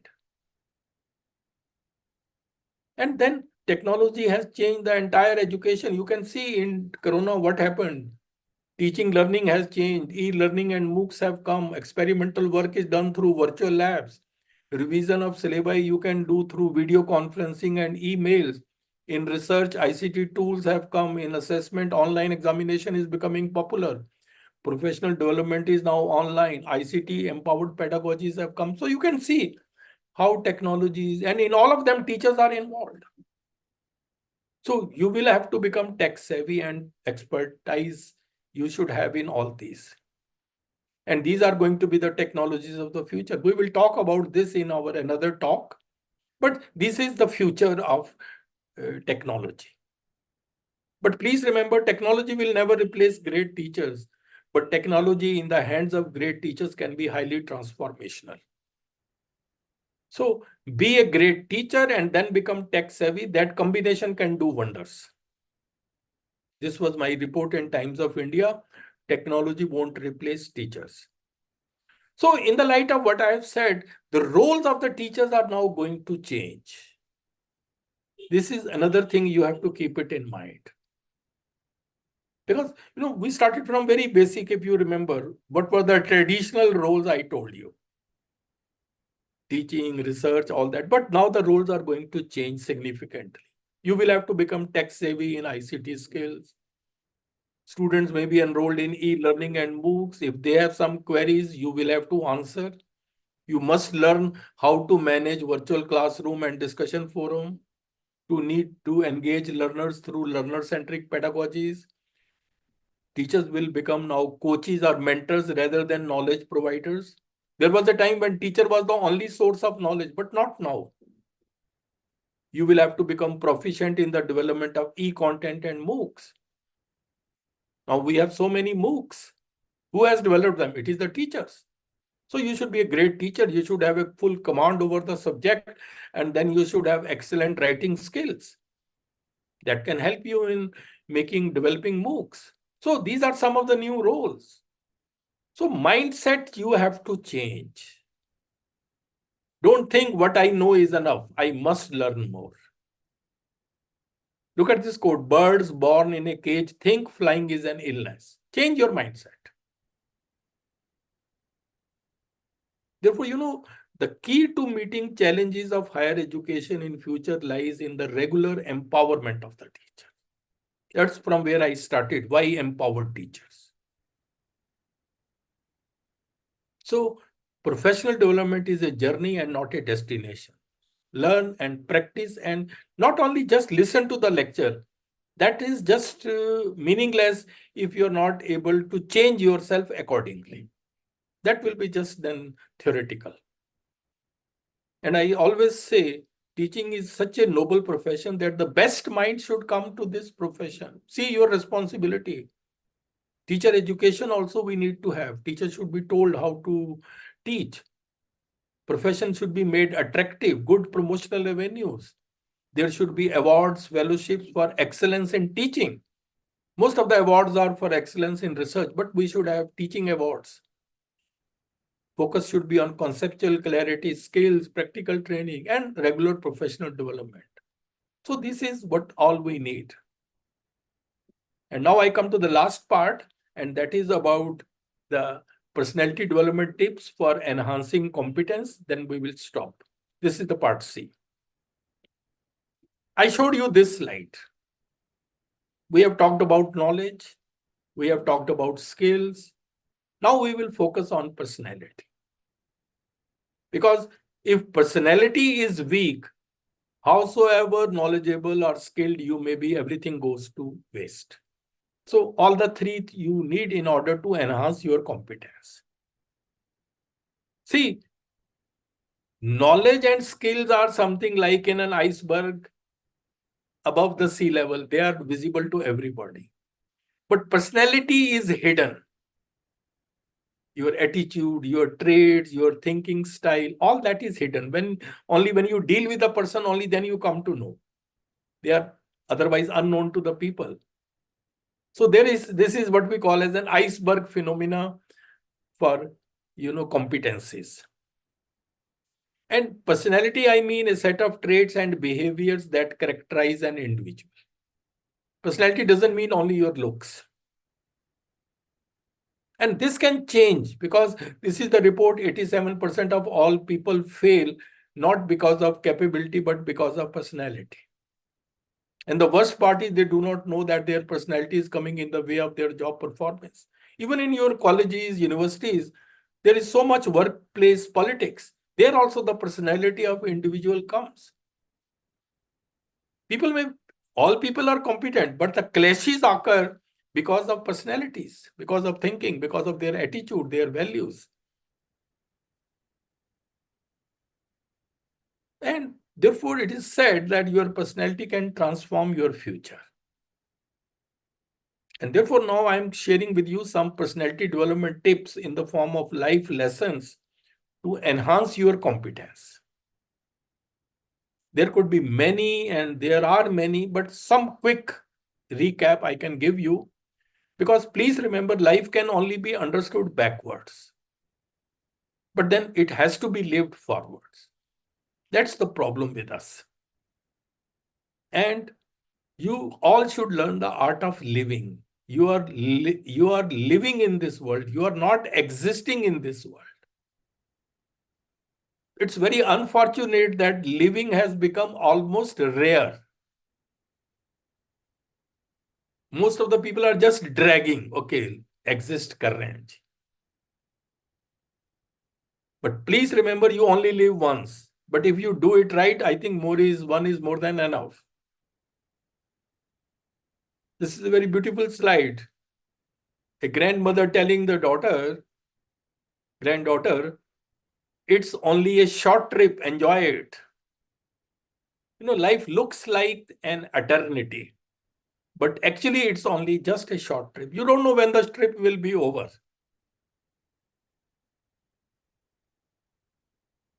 We start thinking, oh, we have to be here for a long time or for all times to come. Therefore, you should learn the art of living. Art of living means the capability to draw pleasure from life and to succeed in the greatest test called life. Life itself is a great test. Look at this World Happiness Report. India stands almost at the bottom. People are stressed. They are always thinking something. They are always worried. So that's why they are not able to living, because they are always living in future. The result is that they spoil their present also. So you will never find a happy life. You will have to make it. That's the message nobody will give you a happy life on a platter. You just make it through your mindset. So the first tip is you should be proactive in life. This is very important. If you are proactive, you will focus on preparing. If you are reactive, you will end up focusing on repairing. And proactive people don't wait for the ship to come in, they swim out to it. You should be proactive. Think of what can come, and so you should be active beforehand. Then self-belief is another quality you should have. When I say self-belief, it means believe in yourself. And that is a must if you want to succeed. Look at the quote, a bird sitting on a tree is never afraid of the branch breaking because her trust is not in the branch but in her own wings. That's sort of belief you should have, self-confidence. Because one who believes in himself has no need to convince others. That's the message. Then never become arrogant in life. Sometimes, a small success goes into a person's head. My message is, please avoid that. Ego, that problem you should avoid. Because arrogance is the surest path to failure. And it is the weakness of the strongest, arrogance. कभी किसी चीज का घमंड आ जाए तो शमशान का एक चक्कर लगा आना, तुमसे बेहतरीन लोग वहां राख बने पड़े. And that is a fact. So this you can learn from this. Please remember, you are dust and to dust you shall return. So keep this reality of life always in mind, then you will never become arrogant. You will stay humble. See, with you or without you, the world will continue to exist and function. So please stay humble. That's my message. हम सोचते हैं कि पता नहीं क्या हो गया, अगर कोई छोटी सी हमें सक्सेस मिल जाए तो पता नहीं, वो थोड़ा अवॉइड करिए. सेल्फ डिसिप्लिन एक अलग है जो कि आप सब में आना चाहिए. Self discipline means mastery over your thoughts. If you can control what you think, you can always control what you always do. So practice this self-discipline, because there is the heaviest burden that we carry are the thoughts in our head. You must have think, if you are sitting alone, some thoughts are always in your mind. They disturb you. And there is nothing in this world that can trouble you more than your own thoughts. Whether that will prove true or not, nobody knows, but then it will waste your time. It will keep you occupied. So practice self-control. If you can learn self-control, you can master anything. And then it will also make you mentally tough. Because mental toughness is the ability to focus on and execute solutions, especially in the face of adversity. You need it sometimes to become mentally tough.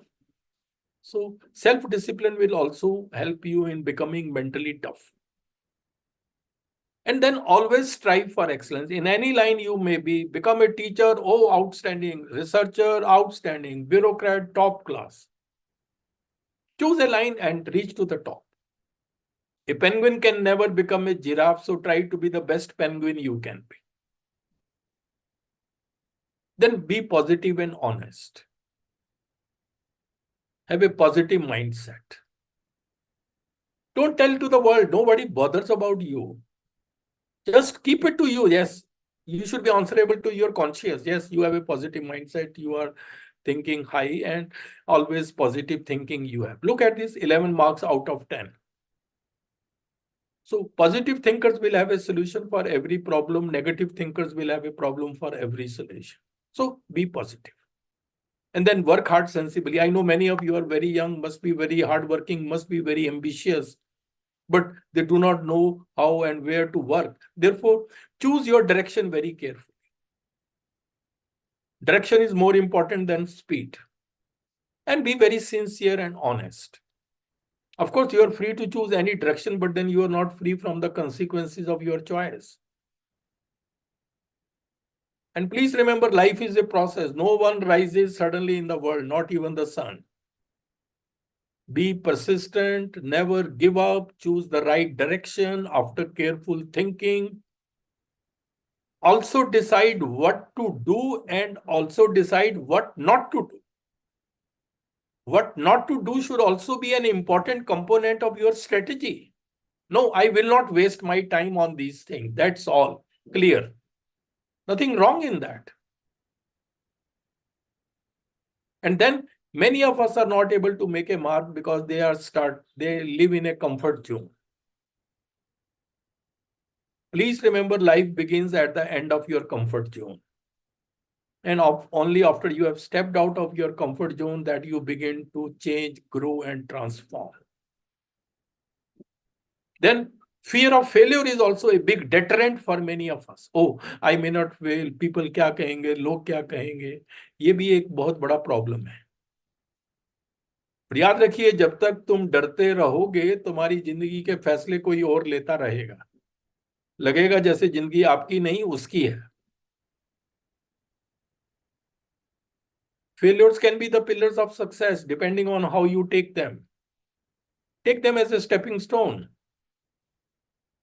Your attitude towards failure determines your altitude after failure. So that can be a big change. And worry भी नहीं एक करना. Worry, देखो कहना तो बड़ा आसान होता है कि stop worrying, but थोड़ा थोड़ा control करिए. Because worry is a misuse of your imagination. We suffer more in imagination than in reality.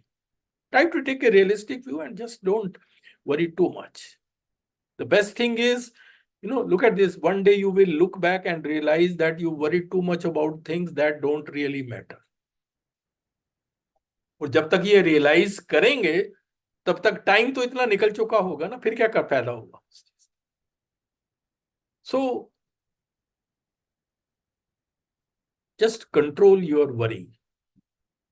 The best ये होता है कि worry about the things which are in your control and don't worry about the things which are out of your control. What others think, what will happen in future, what will be the outcome of my efforts, what will be the actions of the others. Why you worry about that? Okay, if you self-control and if you do all this, you can have a full control on your life. And what is in your control is your attitude, your effort, your focus. ये देखिए कितनी अच्छी है quote. If you knew how quickly people forget the dead, you would stop living to impress people. So waste time spending time on impressing others. 2-4 दिन में सब भूल जाएंगे. जिंदगी बहुत कुछ देकर भी किसी ना किसी चीज के लिए फकीर बनाए रखती है. ये रियलिटी है जिंदगी की. कभी भी आदमी संतुष्ट तो होता ही नहीं. Life is never fair. एक चीज मिली, फिर किसी और चीज का, फिर किसी और चीज का. इतनी देर में आदमी आप ही नहीं पता चलता कहाँ चला गया. और एक एंगर को भी कंट्रोल करिए, क्योंकि ये भी आपको डैमेज करेगा. The fire of anger will burn you first always. थोड़ा इसलिए कंट्रोल करना जरूरी है. देखिए, ये लगेगा कि ये चीजें मैं कर रहा हूं क्योंकि ये सारी आपकी पर्सनैलिटी डिटरमिन करेंगी, और आपकी पर्सनैलिटी आपकी प्रोफेशनल लाइफ को अफेक्ट करती है. You can not separate all these things are your personality traits from your professional life. They will be reflected there also. Therefore, you should be very careful about that. Never say mean words out of anger. Your anger will pass, but your mean words can scare a person for life. So use either kind words or be silent. And one more thing you always remember, psychology says that beneath anger, there always lies some fear. Whenever you get angry, think, try to analyze it. There must be some fear in your mind. और एक ये बड़ी अच्छी tip है आपके लिए, किसी पर ज्यादा नाराज होने से बेहतर है कि अपने जीवन में उसकी अहमियत को ही कम कर. बड़ा अच्छा है. करना मुश्किल होता है, पर आप करने के देखिए. और finally, time management is very important. Manage your time very well. Every day is once in a lifetime. Invest your time, don't spend it. कल खो दिया आज के लिए, आज खो दिया कल के लिए. कभी जी ना सके हम आज के लिए. बीत रही है जिंदगी कल, आज और कल के लिए. तो आज के लिए जीना सीखिए. नहीं तो आज आया तो कल का सोचना तो ये गलत है. Time is what we want most, but what we use worst. बंदी है हाथ पर सबके घड़ियां, मगर पकड़ में किसी के एक लम्हा भी नहीं. That is the reality of life. And no time is right for the wrong for the right things. When time is never ready to wait for us, then why do we always wait for the right time? Please remember, no time is wrong to do the right things. Then live in the moment. ये मैंने आपको कहा है. Then have a high opinion of yourself. Having a low opinion is not modesty. Don't be modest in that sense. It's self-destruction. Hold yourself in high regards. It is a necessary precondition for success and happiness. You are unique. No one can match you. Please remember that. You are unique. Have a high opinion of yourself.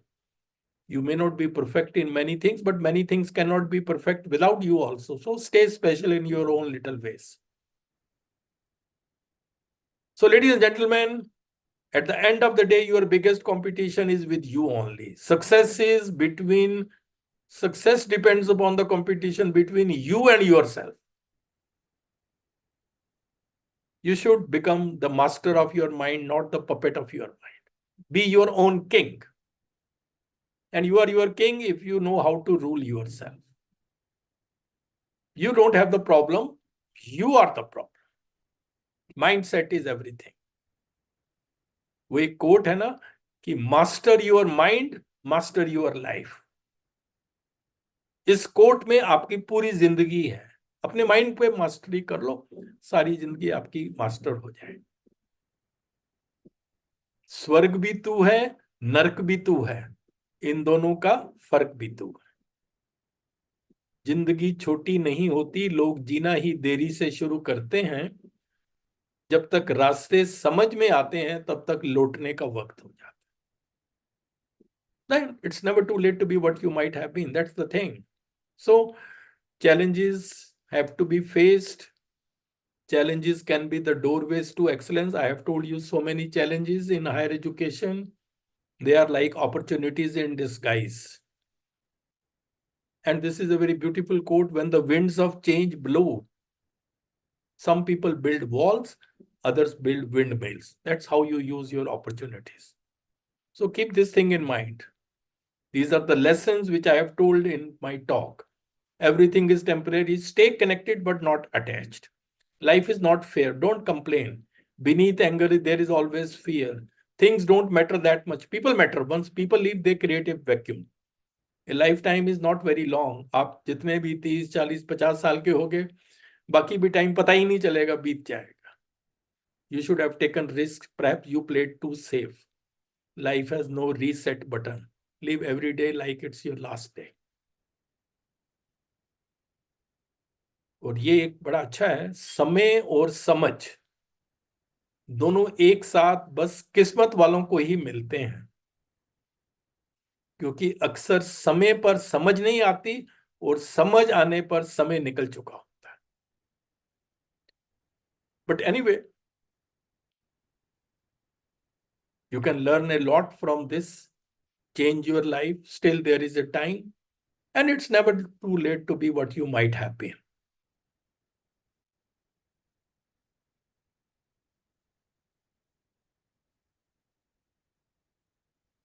एक दो lines में सुनाऊंगा, मुझे ये गाना अच्छा लगता है.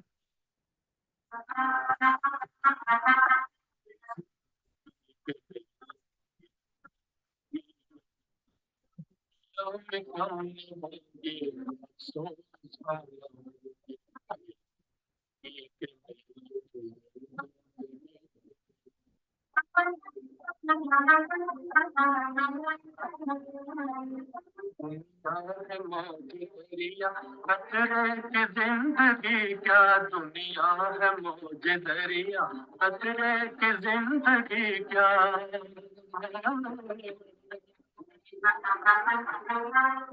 पानी में मिल के पानी, अंजाम ये के पानी.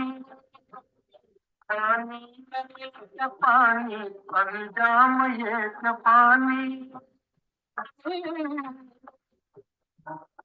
दम भर को सांस ले ले, दम भर को सांस ले ले, ये जिंदगी के मेले दुनिया में कम न होंगे अफसोस.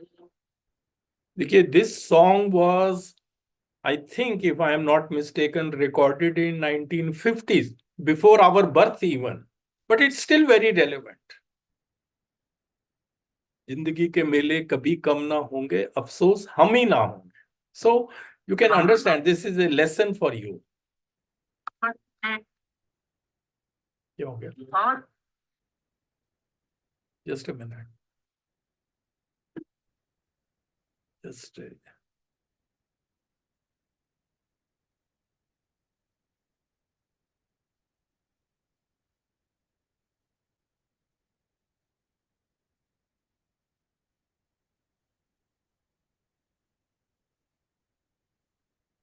ये बड़ा अच्छा है ना. दुनिया जिसे कहते हैं जादू का खिलौना है, जो मिल गया वो मिट्टी और जो ना मिला वो सोना है.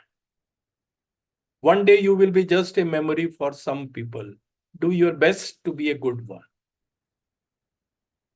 I think this is the last slide. जिंदगी के रंगमंच पर अपना किरदार इतनी शिद्दत से निभाएं कि पर्दा गिरने के बाद भी तालियां बजती रहें, क्योंकि जिंदगी नहीं मिलेगी दोबारा.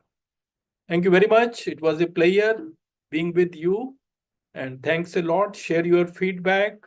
This is my cell number. This is my email ID. You can always remain in touch, and all the best for the success of this program. I am sure this is going to be a great learning experience.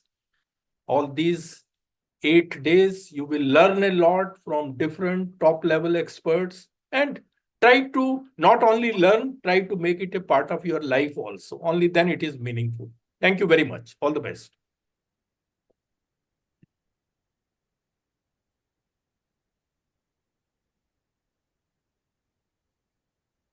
Thank you very much, sir, for such an inspiring talk.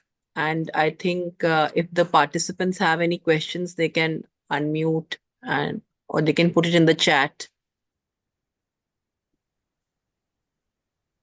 Participants, if you have any questions, you can please put it in the chat. Quick 1 or 2 questions we can have before our next speaker joins. Thank you, sir. It was, as usual, always usual. motivating. Okay. So we have begun the session on a very program on a very good note with the complete overview of how we should go about, and also with such motivating quotes. For each quote was as if we can apply it to our life. No, So- thank you. Thank you. Because, you know, that's what I also said, that it should not happen that once the lecture is over, you forget everything. That should not happen. So that is basically more important, that how you use it in your life. Even if 1% of you use, then that will be a big thing, because that will change their life. Otherwise, just life goes on.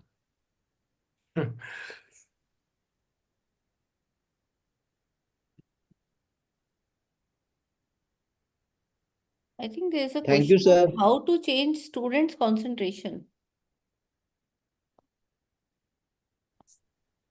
Pardon? How to change students' concentration.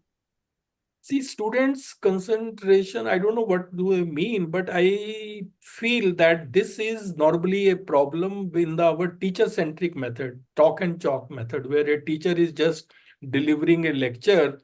Students, if they do not find the lecture, they are just thinking something else, because they are not involved. They are merely passive listeners. They are not engaged in anything. So that makes them think out, and they never focus and concentrate. That is why, you know, in learner-centric education, once you give them some activities, it will keep them concentrated. It will keep them focused, because they will be accountable for what are the results. You can always ask them. So that is the best way to engage them, and hence make them more concentrated in their job. That's basically what I think.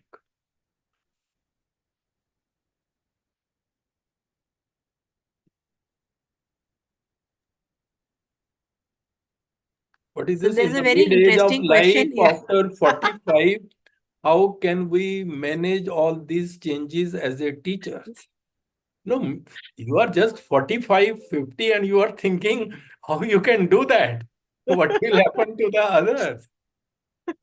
And let me add here, give example of Bakshi sir himself. No, And no. during the Corona phase, he learned how to make the PowerPoint presentations. Yes, earlier, you know, I remember Yeah. long back when I did not know how to make a PowerPoint presentation. I used to write it on a piece of paper, and sometimes I used to take the help of Vimal or somebody else, so that you make the PPT for me. But then I thought at one stage that this is too much, giving them the trouble and making. For example, this talk today had about more than 200 slides, 250 slides. So nobody will make it for you. Then I learned and learned, and then I have somehow picked it up. So you can also do, but this is very strange that at the age of 45, how will I do that? May I know whose question was this? What is the problem? And I think if we take example of KFC started he started the business at age of 65. And No, we it's now know how big brand it is. that's what I said. It's never too late to be That's what right. you might have been. So try to just change. You know, there should be a passion. Yes, I have to reach to the top. There should be, you know, you should be ambitious, and then you should follow that. So then there is no looking back. Otherwise, as I say in one of my quote, there is a very famous Franklin, I think, quote that some people die at 25 and they are not buried till 75. Because after 25, they don't do anything new. They just are just existing and dragging on. That will not work. You will have to live every day, make changes, learn few things. So maybe we can extend it to our profession, that some people retire the day they become permanent. Uh, So, what does Sarita say on that?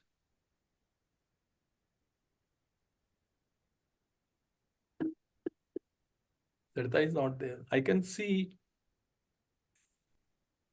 Anuja is there. Huh? She's, yes, hello. And I can also see Dr. Vinita. Vinita, you are young. What do you think? Sir, I totally agree with you because it depends upon how much input we give from our side, irrespective of the age. And you are a very big example in front of all of us, as rightly said by Vimal ma'am. So you are a source of inspiration for so many young teachers. No. Thank you. So I think, Vinita, we can propose the vote of thanks. Sir will be also joining next session. Yeah, please. Sure, ma'am. A very good evening once again to all of you. And on behalf of the entire team at GAD-MMTTC, I stand before you here to express our sincere gratitude for the insightful and thought-provoking lecture that we have just experienced. Sir, it is indeed an honor for me to extend my heartfelt thanks for gracing us with this knowledge and expertise. And I'm sure you all will agree. Today's lecture has been nothing short of exceptional, providing us with food for thought as teachers. Sir has demonstrated a remarkable command over the subject matter that he has just delivered, while delivering the information in a very clear, concise, as well as engaging manner. The depth of his expertise has left us with an indelible mark, and we are grateful, sir, to you for the wealth of knowledge that you have shared with us today evening. Throughout your speech, sir, it was very evident that you are so enthusiastic, and it was a really fascinating and motivating session, sir. And as rightly pointed out by you, it is critical that we all should recognize things are changing, and in the classroom also, we must practice more inclusivity as far as our ways of pedagogy are concerned. And I once again highly appreciate your knowledge and expertise, sir, and the useful tips as well as the life experiences that you have shared with us. And thank you once again for sparing your valuable time for our participants today, sir. Thank you very much. Thank you. Thank you very much. Thank It you, was a Vinita, pleasure. and thank you, Bakshi sir. Thank you. And now I take the opportunity to welcome Professor Ved Prakash sir. Good morning, sir. We are on the other part of the globe, but it's always your blessings that we are connected through this forum, and we get your guidance very constantly. So we were having first session by Professor Bakshi sir, and now we'll have it from Professor Ved Prakash sir. Professor Bakshi sir, maybe you will like to add something for Professor Ved Prakash sir before I go into the formal. Welcome, Professor Ved Prakash sir. How are you, sir?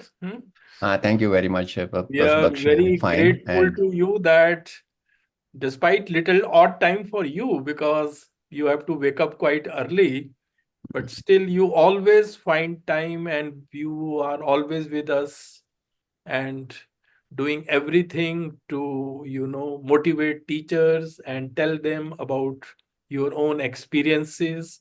And this time I'm told you will be speaking on national education policy, global perspectives, and other things. So I'm very sure that all the participants are very eagerly looking forward to your talk.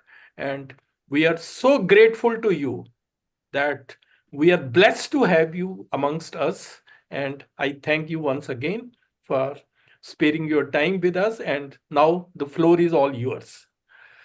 Before thank that, you very much. I will take some time, please. You take. So let me just share my screen and just a minute.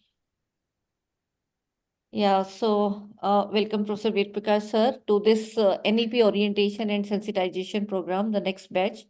And we have Professor Ved Prakash sir who is mentoring us, and he is a very well-known stalwart in education field. I will say is the former chairman, University Grants Commission, UGC Delhi. And although he doesn't need any introduction, but then, sir, just going through your very brief profile, it will be motivating for the younger colleagues who are attending this program that how from a humble background you have reached the pinnacle of heights in terms of the academic world, I will say. So let me just briefly introduce Sir to all of you. With more than 48 years of experience in policy making, teaching, research, administration, he has various academic and professional qualification like DLIT, PhD, MSc, MEd, US Fulbright Fellow, Michigan University, CCE, PAP, HIID, Harvard University. Professor Ved Prakash, a distinguished name in Indian academia, has the unique distinction of spearheading the University Grants Commission, the apex regulator of higher education in India, for almost 15 years in the three topmost positions as its chairman, vice chairman, and secretary. Under his stewardship, UGC had made significant strides in the areas of curricular reforms, internationalization, basic scientific research, skill education, and gender and social equity in higher education, to name a few. He has to his credit the transformation of National Institute of Education Planning and Administration, that is NEPA, into a university, where he also served as its founder vice chancellor. In his stellar career of more than 48 years, he had made seminal contribution as advisor education in Planning Commission of India, chairman of National Council for Teacher Education, professor and head DEME NCRT, where he was having the responsibility of conducting the examination and teacher training across the nation, joint director of Staff Selection Commission, Government of India. And let me add that he has the number of positions that he has worked, if we compare with the number of positions he has rejected, I think that number is even outnumbering this uh, leading positions that I have shared with you. A US Fulbright scholar, Professor Ved Prakash sir, has been a visiting faculty at University of Windsor, Canada, a guest faculty HIID, Harvard University, and consultant to the World Bank. He has the distinction of being an interlocutor under the prestigious US International Visitors Leadership Program. He has the honor of serving as a member of the jury for a notable UNESCO APID Venue Award for Educational Innovation for 10 long years. He represented India in numerous bilateral and multilateral forums in about 30 foreign countries. He has published extensively on a wide spectrum of areas concerning school education, higher education, and educational planning and administration. He has been conferred many coveted awards and honors for his contribution in the field of education. Sir, we are really blessed to have you amongst us. And let me add that he is also, through his foundation, trying to help the rural kids find the direction that how they can choose their career, and motivating many teachers going through various workshops, hands-on as well as in online mode. So welcome, sir, and over to you, please. Take some more time, Vimal, to say नहीं, something more, I उसके think.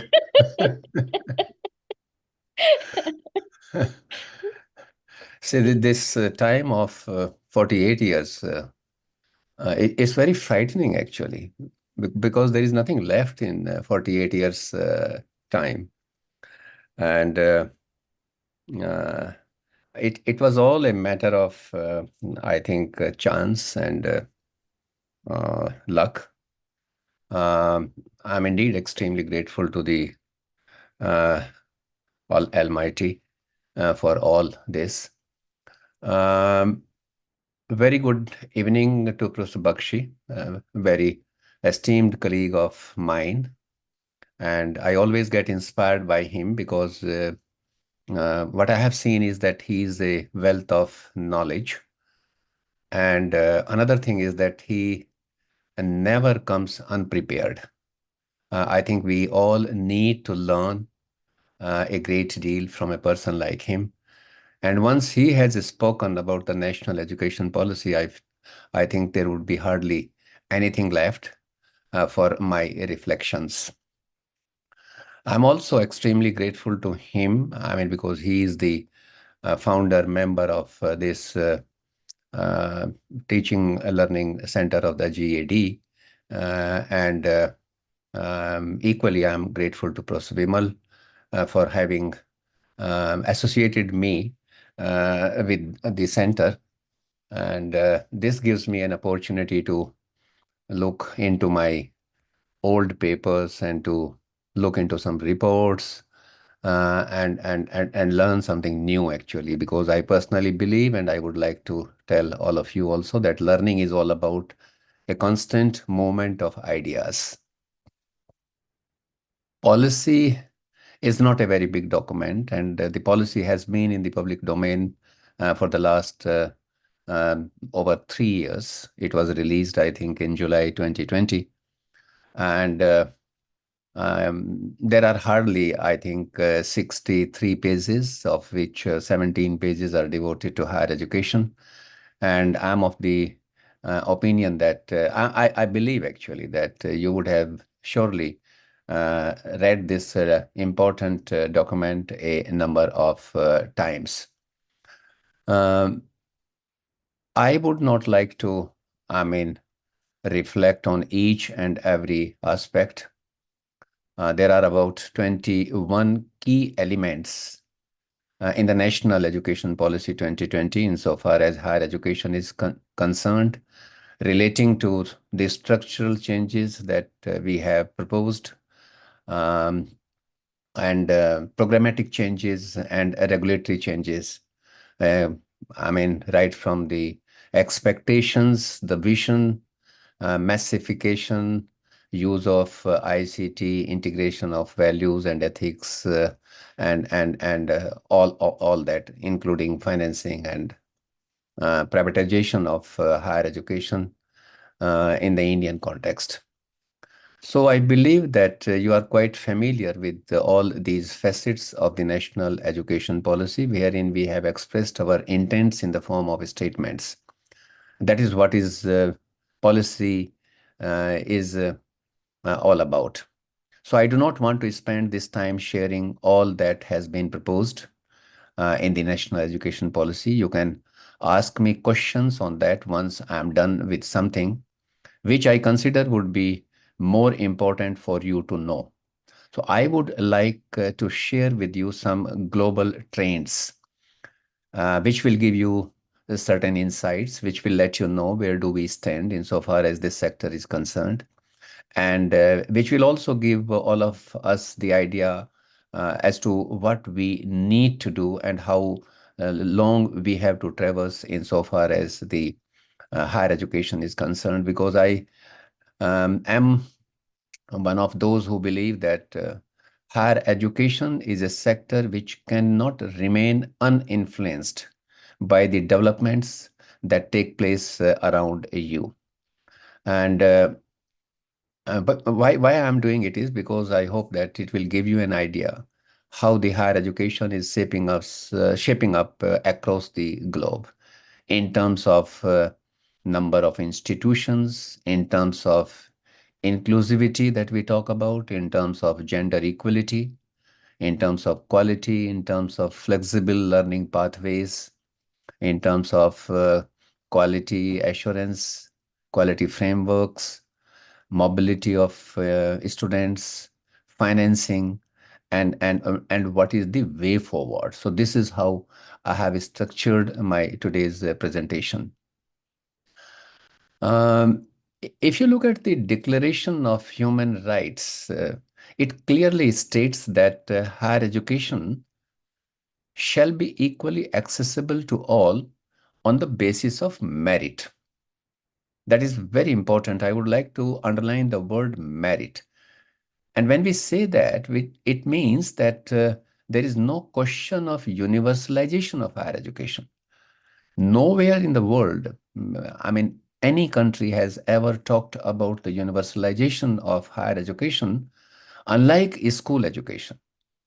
We have been talking about universalization of school education at all levels, commencing from primary to elementary to secondary to senior secondary. And in our national education policy, I think for the first time, we have talked about the universalization of school education, which is a very laudable goal, actually. UNESCO has been championing the right to education at all levels, actually. UNESCO is convinced that making higher education freely accessible and guaranteed for all is essential, which is why it has been talking about, that tuition-free public higher education is an important step in this direction. Free access to quality higher education may have significant implications on the future means of production and distribution. Free access to quality higher education for all appears imminent for realizing the Sustainable Development Goal 4 by 2030, actually. There is a recent policy paper which has been brought out by the UNESCO, which argues that removal of tuition fee in higher education increases the social demand for higher education and also the levels of educational attainments. And this is more so, I'm adding it from my side, that this is more so in developing economies. There has been a survey, conducted by the UNESCO of 146 member states. And this survey reveals that there are about 41 countries which have already mandated by law to provide free higher education. 41. Whereas, there are about 97 countries which do not offer any such guarantee for free higher education.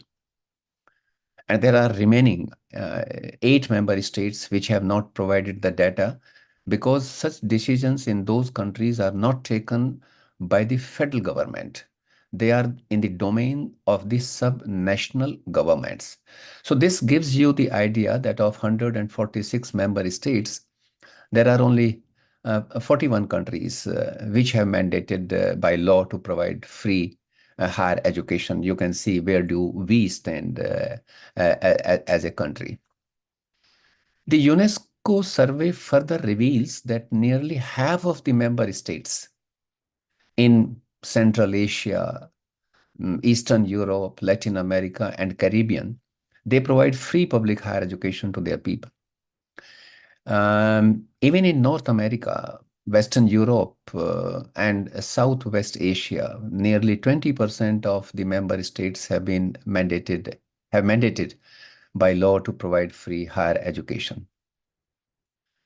If you look at the income group analysis of countries, that reveals that about 20% of the low income and lower middle income countries are able to mandate free higher education compared to 40% of the upper middle countries.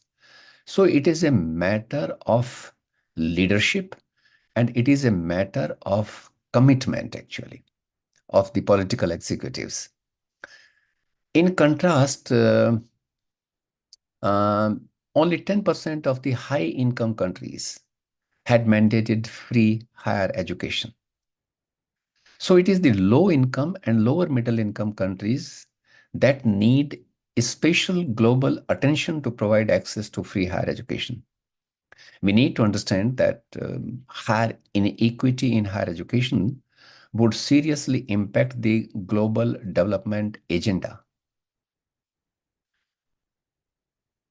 One of the conclusions actually one can draw is that the poorest have hardly any post-secondary education opportunities in low and middle income countries. Gaps in enrollment rates in higher education between the richest and the poorest can reach up to 60 percentage points. And inequalities by income level entail gaps not only in enrollment rates, but in the type of higher education students attend. Access to higher education increased at a faster pace among women in the recent past, actually. If you analyze the data of the last 20 years, you would find that the participation rates of girls has increased in higher education. Even in our own country, there are states like the state of Tamil Nadu and the state of Punjab, where the participation rate, I mean, the gross enrollment ratio of girls in higher education has outranked the gross enrollment ratio of the boys. But we find one very serious difference insofar as the participation rates of girls in so-called STEM disciplines are concerned, in science, in technology, in engineering, and in medicine, actually. The participation rates of girls is very, very low in these domains of knowledge. Similarly, we find that there are about 1 billion people in the world who have some form of disability, according to the WHO and the World Bank data. And persons with disability age 25 and above who have completed higher education is half as low as those without disabilities. And there are multiple reasons for that. I mean, though the governments are taking serious steps to make sure that they have free access to the institutions of higher learning to access higher education, but there still remains a very huge gap. And the potential to succeed in education of persons with disability is hindered because of the physical accessibility, limitations in teacher training and learning material, financial restrictions, and prejudice and discrimination against persons with disability. This also, I think, we need to know. And this is quite prevalent across the globe. The global data report also shows that the past decade has seen a significant growth in enrollment, although millions around the world are still not having access to higher education. Enrollment has increased in all groupings, but at different rates. The worldwide gross enrollment ratio has increased from 19% to 40%, in the last 20 years. We can also see that the gross enrollment ratio in our country is over 27% as of now, according to the latest survey which has been brought out by the Ministry of Education. But if you look at the total enrollment in higher education at the international level, at the global level, you will find that there are about 235 million students enrolled in higher education. Of them, I mean, a little over 41 million students are enrolled in India. The biggest increase, in gross enrollment ratio in the last 20 years has been in Eastern and Central Asia. In 2020, the gross enrollment ratio has reached 27% in Central and Southern Asia. And about a third of enrollment worldwide is estimated to be in private higher education and 2/3 in public institutions.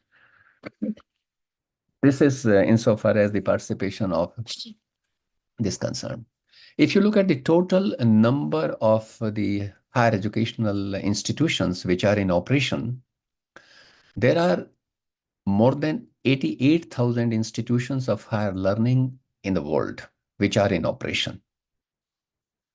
And half of the global total higher educational institutions are in Central and Southern Asia.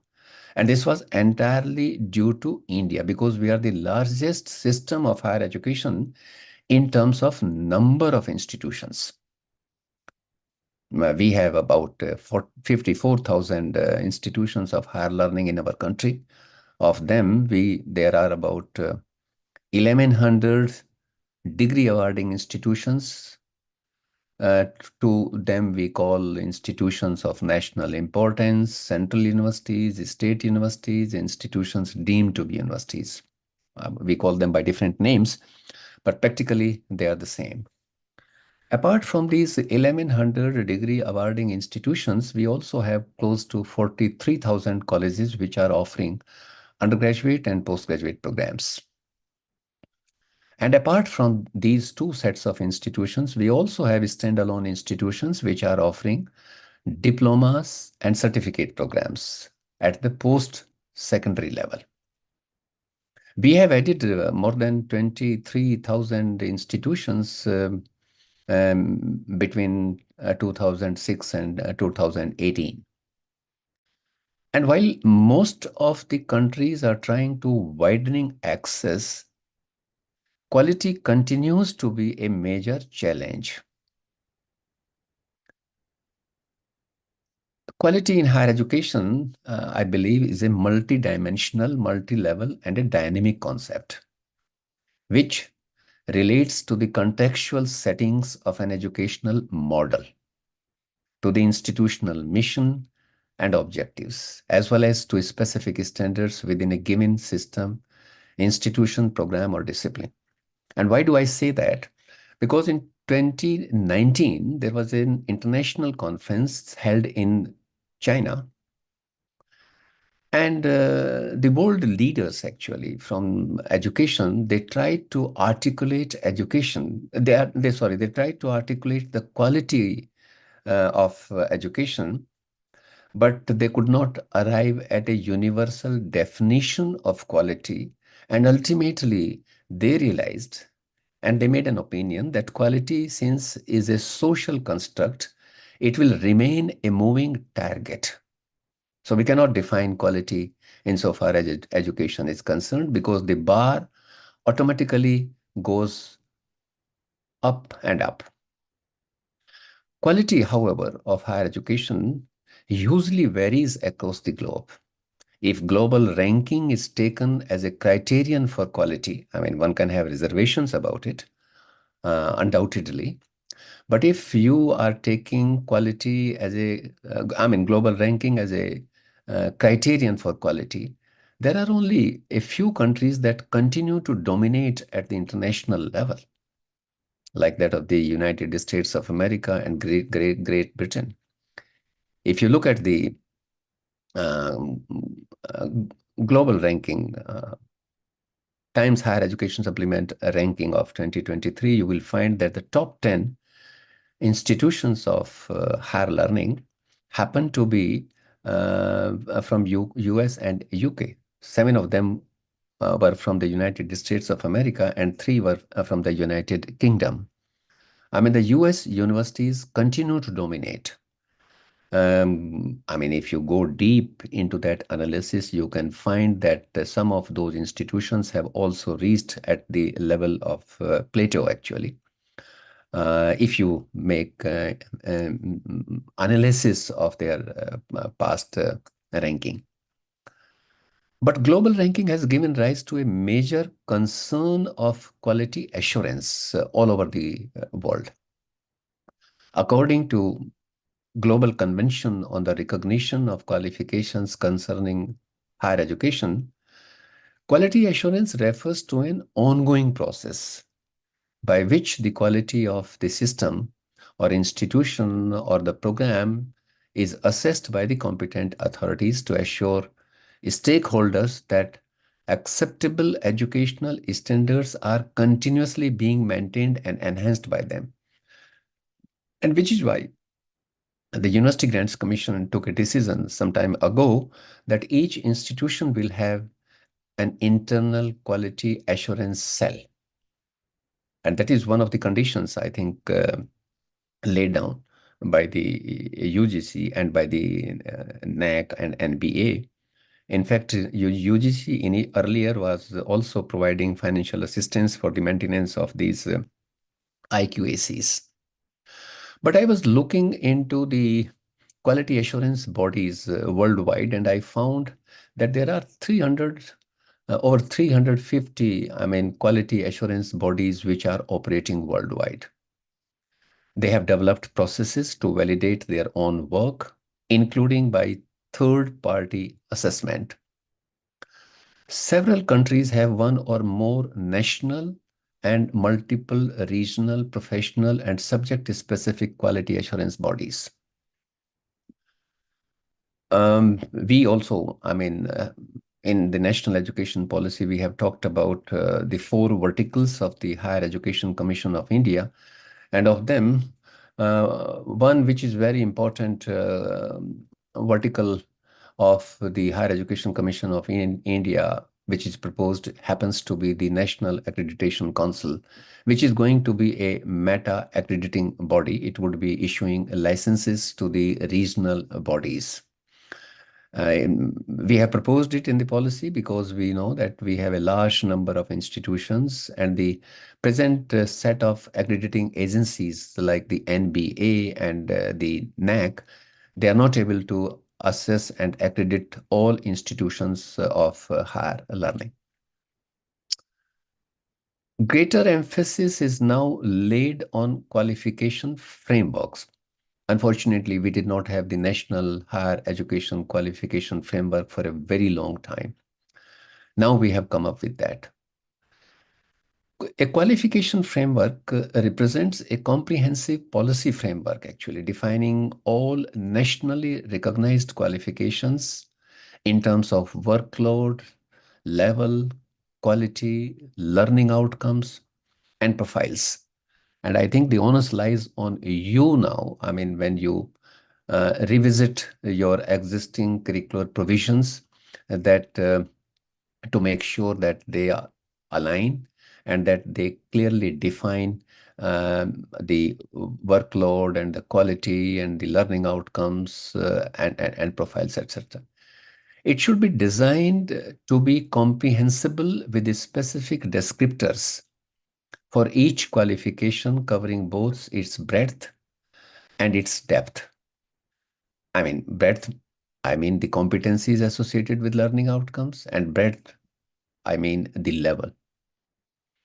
There are at least 116 countries in the world which have a national qualification framework addressing higher education.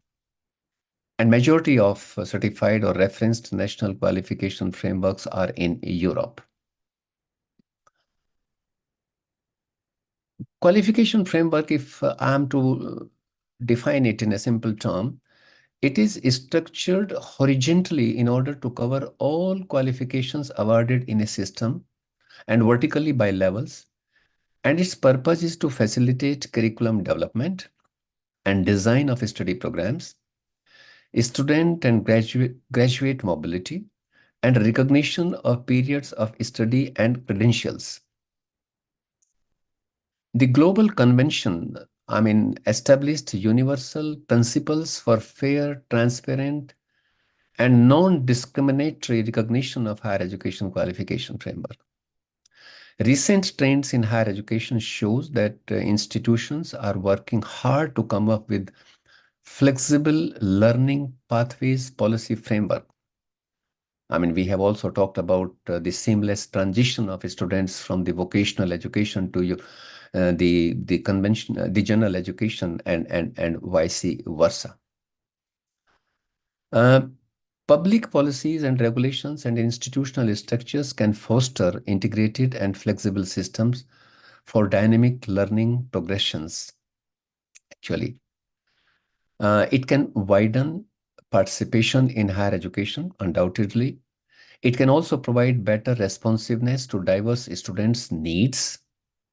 It can improve general level of education in society. It can help in career progression. It can strengthen equity in progression of studies.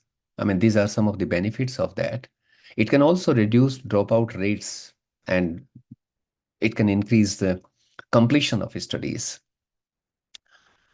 There are 75 countries I have counted which have put in place the policy that supports flexible learning pathways with varying degrees. They have policies like policy on National Qualification Framework, policy on information and guidance for students, because you have to create awareness amongst the students as to how they can transit, they can make the most out of the system that you have created, policy on credit accumulation and transfer systems, policy on recognition and validation of prior learning, policy for lifelong learning, which means that you will have traditional and non-traditional students. Non-traditional students would be those who would like to come back to you for upskilling and reskilling their competencies and skills. There are at least 11 types of pathways to enter higher education across the world. And therefore, the onus again lies on you is to come up with the policy on national qualification framework, information and guidance for students, credit accumulation and transfer system, recognition and validation of prior learning. Excuse me. The number of, in the policy, we have also talked about the diversification of campuses in terms of student population and promoting the participation of the international students. The number of international mobile students has tripled, I mean, in the last 2 decades. I mean, it has increased from 2 million to 6 million. And they share a total world, I mean, their share in higher education has increased from 2% in 2000 to almost 3% in 2020. Lately, there is a declining trend in enrollment of international students in US and European universities. This could be seen as a gain for institutions in other countries. Among others, this is because of escalating global trends in higher education, political climate, and high cost of higher education and visa concerns. You may be aware of the developments that are taking place between India and Canada. What has happened to the students who were studying in Ukraine? University students, I think we need to create that kind of an ambience for the purposes of attracting the international students in our institutions. One of the major areas of concerns everywhere is about the financing of higher education, actually. Adequate financing has become all the more important for ensuring equality and affordability in higher education. Decreasing funding from the states and federal governments are forcing universities to look elsewhere for funding. Universities are asked to mobilize resources, actually. Universities are asked to take loans, which they have never ever done in the past, actually. A special focus need to be made for the empowerment of the faculty so that they can develop exciting proposals and enable themselves to meet the deadlines and help institutions to mobilize additional resources. We do not have that kind of culture in our institution. Diversification of campuses in terms of student population, faculty recruitment and programs is also becoming a major concern in higher education. I mean, we find in large number actually that, in fact, some people take pride in it, that when they say that I'm the proud product of this institution, I have joined here as a faculty in 1998 as an assistant professor, and now I'm a professor and head of the department here, and soon I'm going to be the vice chancellor, or soon I'm going to be the principal of the same institution. I mean, this is inbreeding of campuses is also a major concern in higher education. We must recognize the need to extend educational opportunities to people of all background. That is also one of the concerns. If you look at the role of technology, because the technology is massively used in higher education these days, we find that there is a race going on between education and technology, and this race will continue to accelerate. I think we need to understand that, and therefore we need to pick up I mean, the skills insofar as the use of ICT tools in education is concerned to ensure our own relevance in the system. The role of technology is not only in equipping students with information, but also in bridging access to quality education, which is why we had started the NPTEL program in our IIT system with the hope that they will come up with good modules, and those modules could be used in institutions which were offering the engineering and allied disciplines in further places. One technology that brings an outsized potential to increase creativity, curiosity, and collaboration is the artificial intelligence, which is, I mean, you are making use of artificial intelligence, and some of us are using artificial intelligence without realizing what does it mean actually and what is it all about. Universities and colleges should leverage artificial intelligence to offload time-sensitive academic and administrative tasks, enhance enrollment, boost learning experiences for students. Universities should have a clear AI strategy in place. Online learning is a broad term that encompasses other modes of learning, such as blended learning and e-learning, hybrid mode of learning. It is a subcategory of digital learning that simply means the use of online tools for learning. And I'm sure that Professor Bimal is going to talk about it in greater detail. This type of learning takes place in non-traditional settings, enabling students to engage in learning regardless of the constraint of time, distance, or location. In other words, the lecturer and the students do not have to be in the same room for learning to occur. A little while ago, I was watching on the screen that there was a girl, she was cooking actually in the kitchen and is still listening to my talk. I really appreciate, I mean, because we all have multiple commitments in our lives. We have a responsibility towards our family, and that responsibility is as important as the responsibility towards students.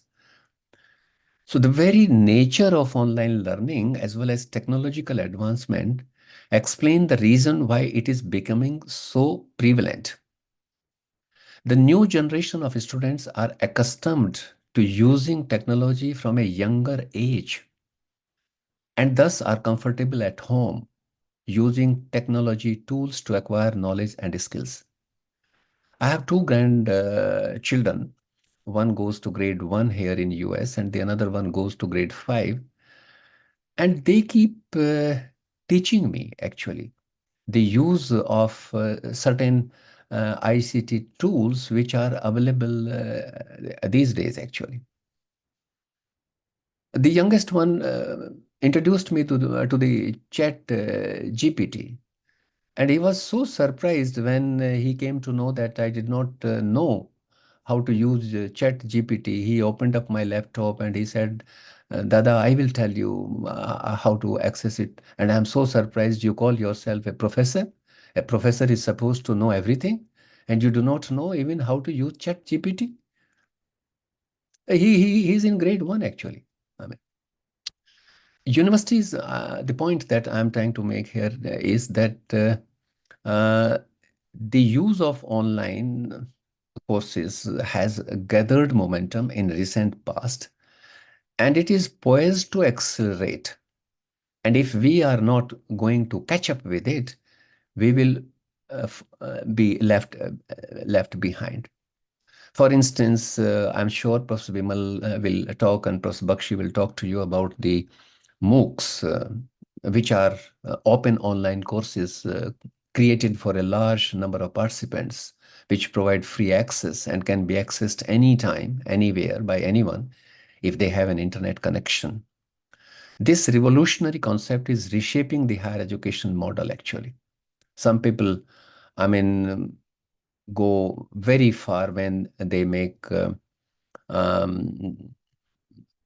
statements that we will not need brick and mortar any longer insofar as education is concerned.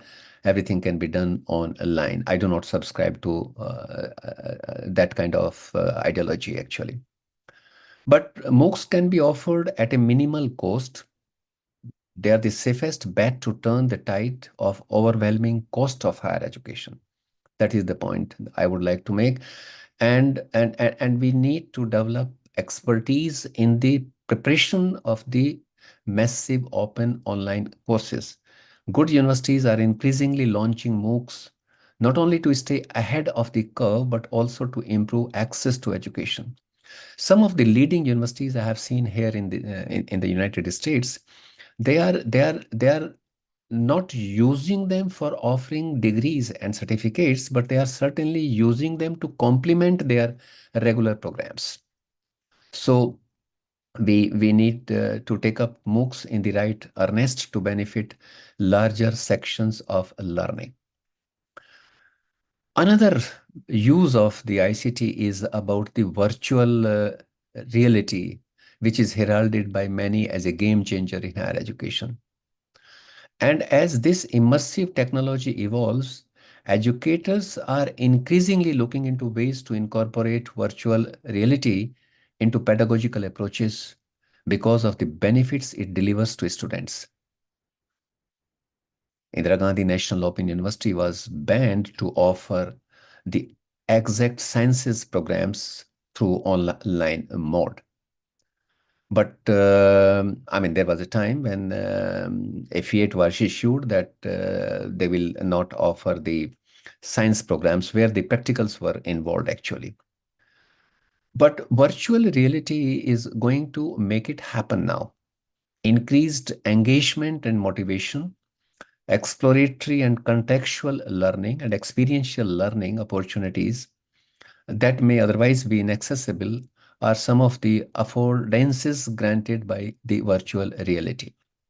Universities should embrace virtual reality technology as it enables remote students to take part in lab exercises in an online mode.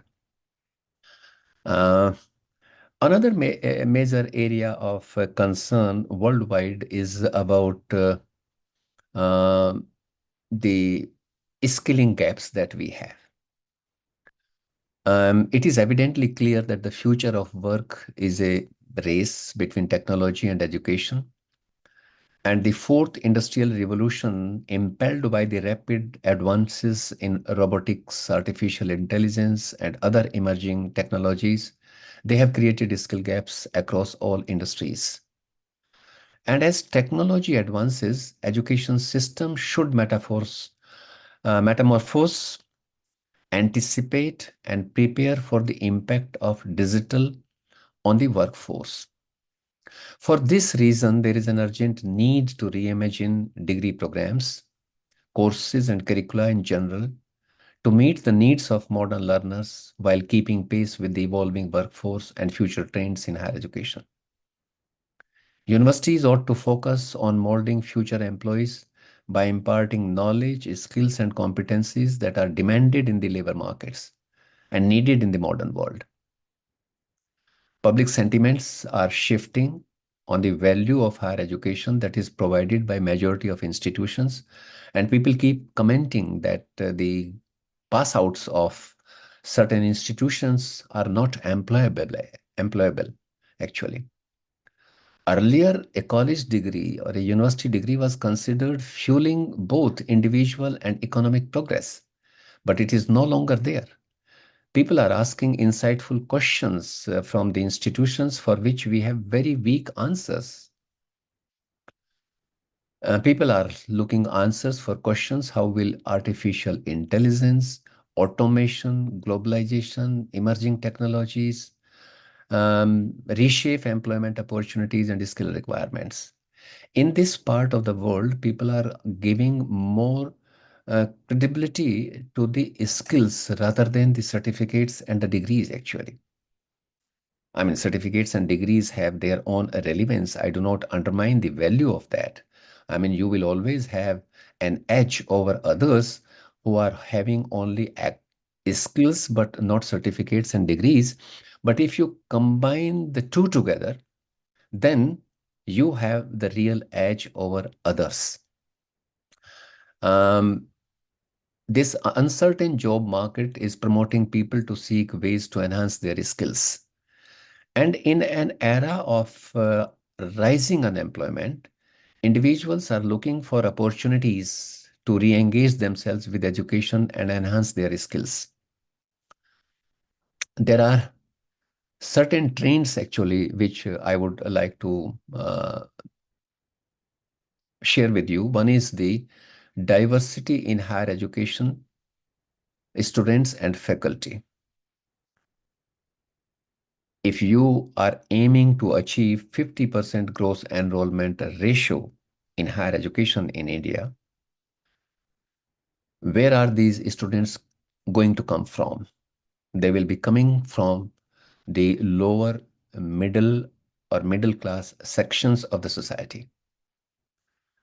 So that is one trend which would be emerging in higher education.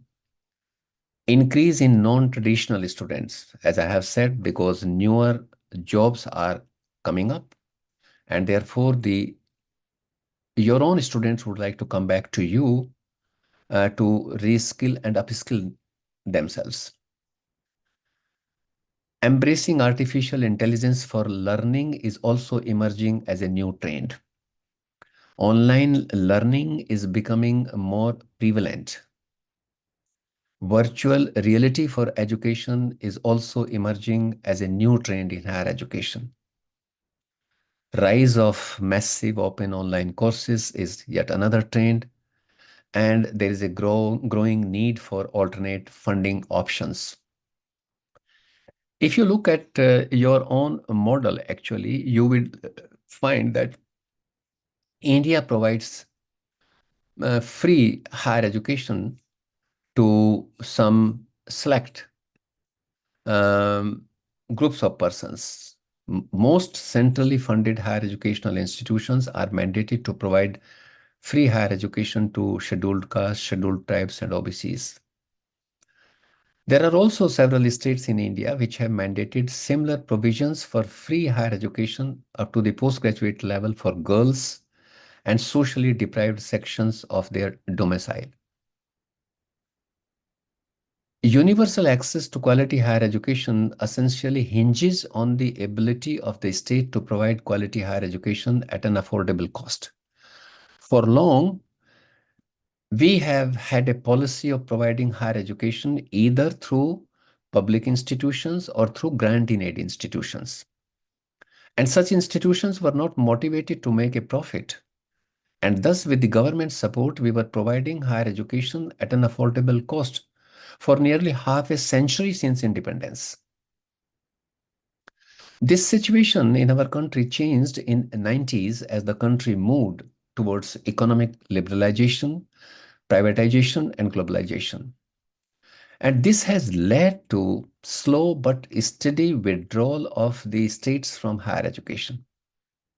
It has led to rapid rise in high fees charging higher educational institutions. Though the process started with professional, technical, and medical education, but it soon engulfed all kinds and all types of higher educational institutions. The trend now manifests in public higher educational institution as well in the form of self-financing courses. Cost recovery has become a norm than an exception, actually. And the ever-increasing cost in private as well as public institution is becoming a real barrier to accessing higher education. The fact that nearly 60% of the population is provided free food to survive, and that only less than 3% of people pay income tax. Affordability has become a real challenge in accessing quality higher education in our country. Most of the institutions fall, unfortunately, in the category of learning system, wherein the knowledge created elsewhere is only transmitted and certified. For long, we did not have national higher education qualification framework, national credit framework, national skill qualification framework. Now we have come with these frameworks. We all know that higher education landscape is rapidly changing. Sector is being hit from all sides by social, curriculum, technological, and financial changes. Institutions that want to maintain an edge over others should be prepared to adapt these emerging trends in higher education. Universities should heavily invest in research to come up with innovative yet cheaper ways to adopt emerging technologies. And technology aside, more research is needed to determine what curriculum will work best for future learners, because you are going to prepare children for tomorrow's world and you do not know what would be the shape of the tomorrow's world. It means that institutions will have to work hard to give futuristic orientation to their programs.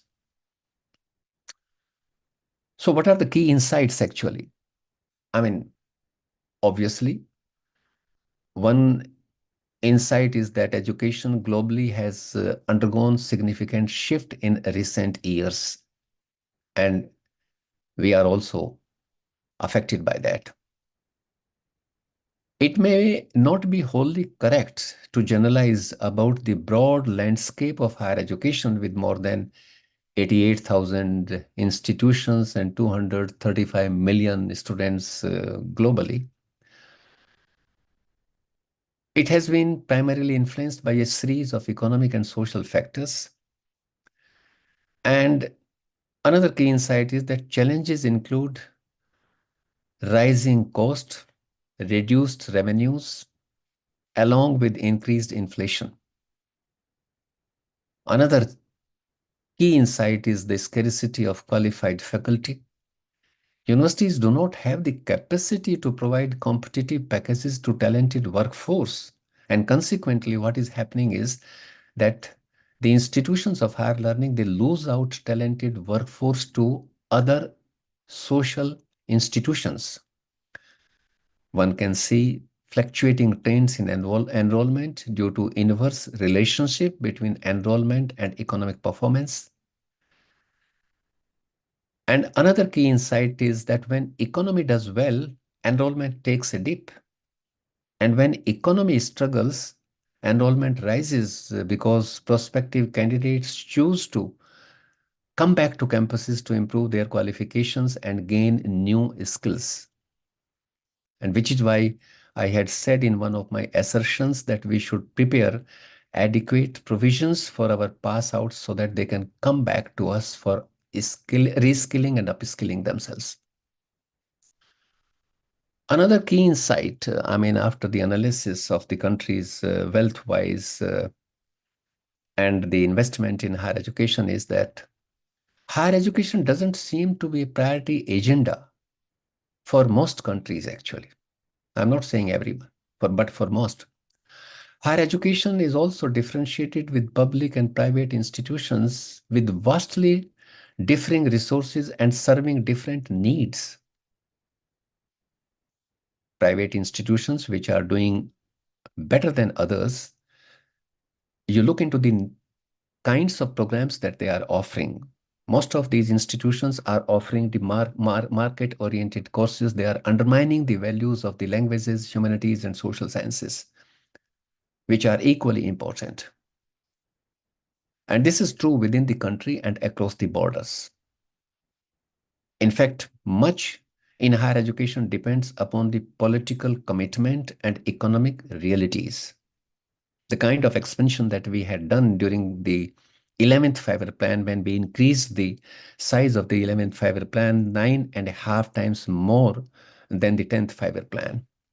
We are not seeing that kind of investment in education in our country. There are little chances of increased public allocation to higher education in the future. And institutions with unstable income streams will continue to suffer. Poorly funded institutions which are surviving only on internal recoveries are going to suffer the most in every sense of the word. Most institutions will push in for market-oriented courses, which will not be wholly good for the society. Student safety and well-being will become more important push and pull factors in decision-making for students and their parents. So in this ever-changing job market scenario, colleges and universities will be facing the crucial task of enhancing the alignment between education and training to meet the evolving demands of both employers and students. Surprisingly, this change is not going to be uniform or steady. There might be some areas that are going to grow while others might shrink.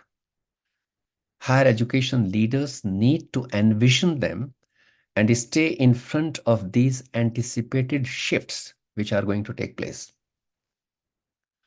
The key lies in continuous adaptation and evolution of educational offerings.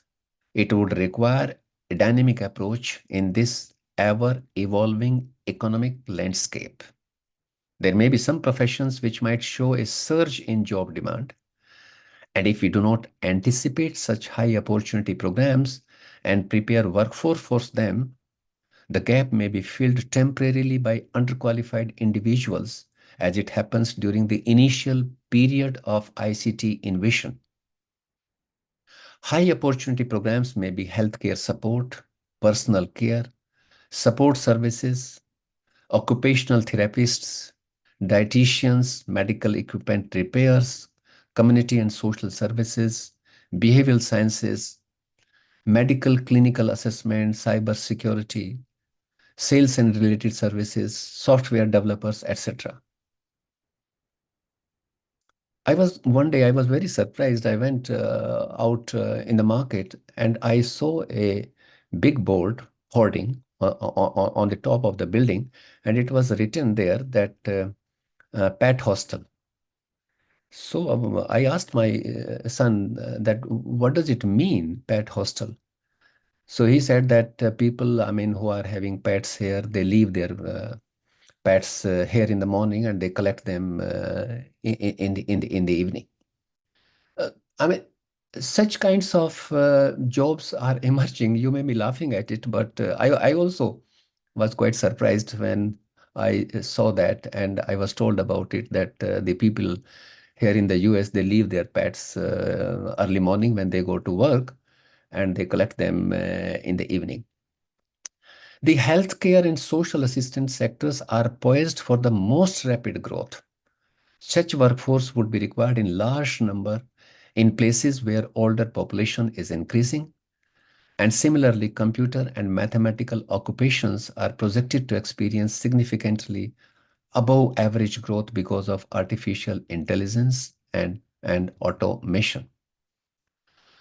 So there is already a huge crisis of identity in higher education.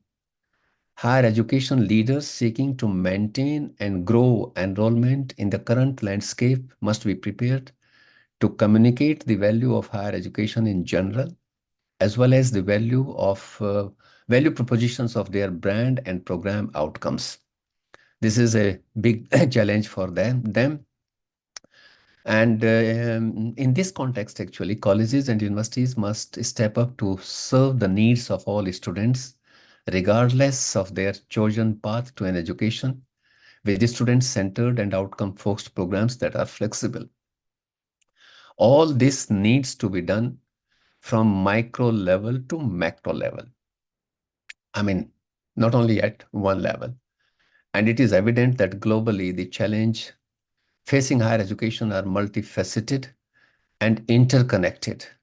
We will have to understand that, and we will have to give, it requires, I mean, according to me, reimagined approach to funding, student support, giving futuristic orientation to programs, and maximization of the use of technology. So that is all I thought that I would like to share with you. You would have got certain insights. You know where do you stand, and you know what is happening at the global level.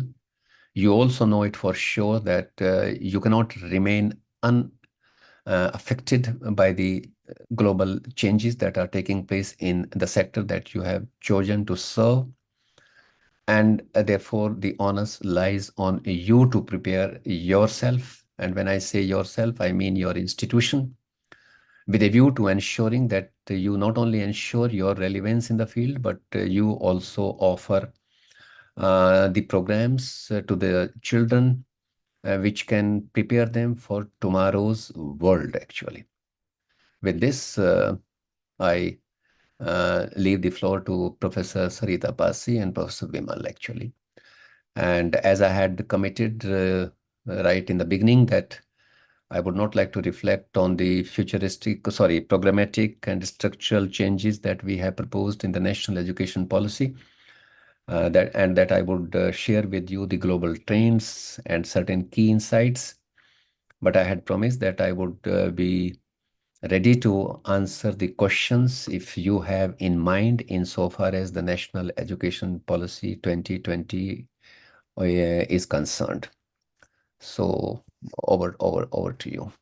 Oh, thank you so much, sir. And I think you have given a right start where you have compared the global challenges and how NEP, the pointers we have to be preparing towards those, as well as our local problems as well.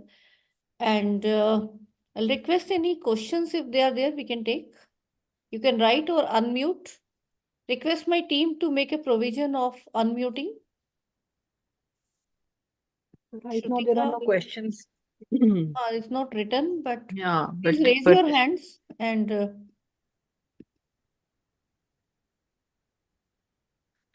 sir, can I ask something?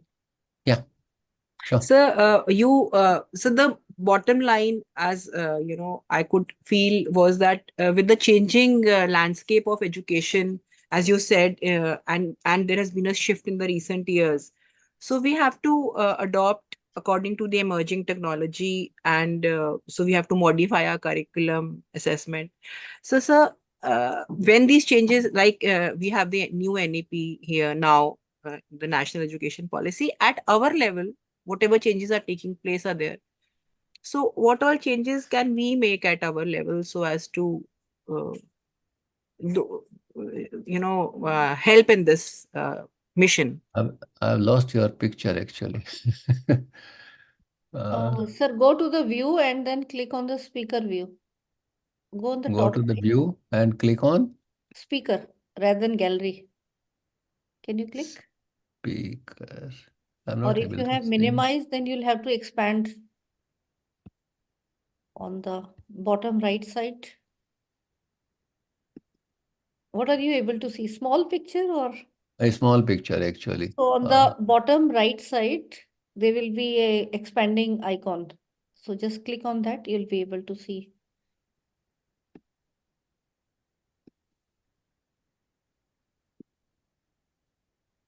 No, I'm not Or able the to see. simplest Anyway, thing is you disconnect and join again. Just okay. yeah, do that, you'll be able to. Yeah. All right, I'll do that. Yeah, meanwhile, please write your questions. Everybody has been unmuted, actually. I think so. They can unmute also. So please you raise your hand so that one by one we can. Yeah.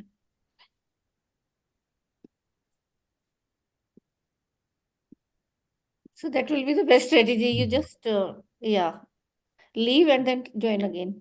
So there is a question in the chat from Anupam Sinha. Let him figure But out. this picture is not going, Vimal. Sir, you leave and then join again, please. Then No, it will be solved. I have already disconnected this.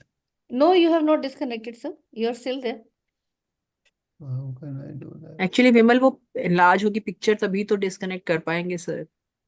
नहीं उसमें My God, what has happened? Sir हम Stop. आप हमको दिख रहे हैं. अभी भी दिख रहा हूँ. हाँ सर जी आप सर आप बिल्कुल दिख रहे normal हैं. दिख रहे हैं सर आप हमको. तो ये गड़बड़ है. The other thing is I can try making a WhatsApp call and you can show me the screen, then I can guide you.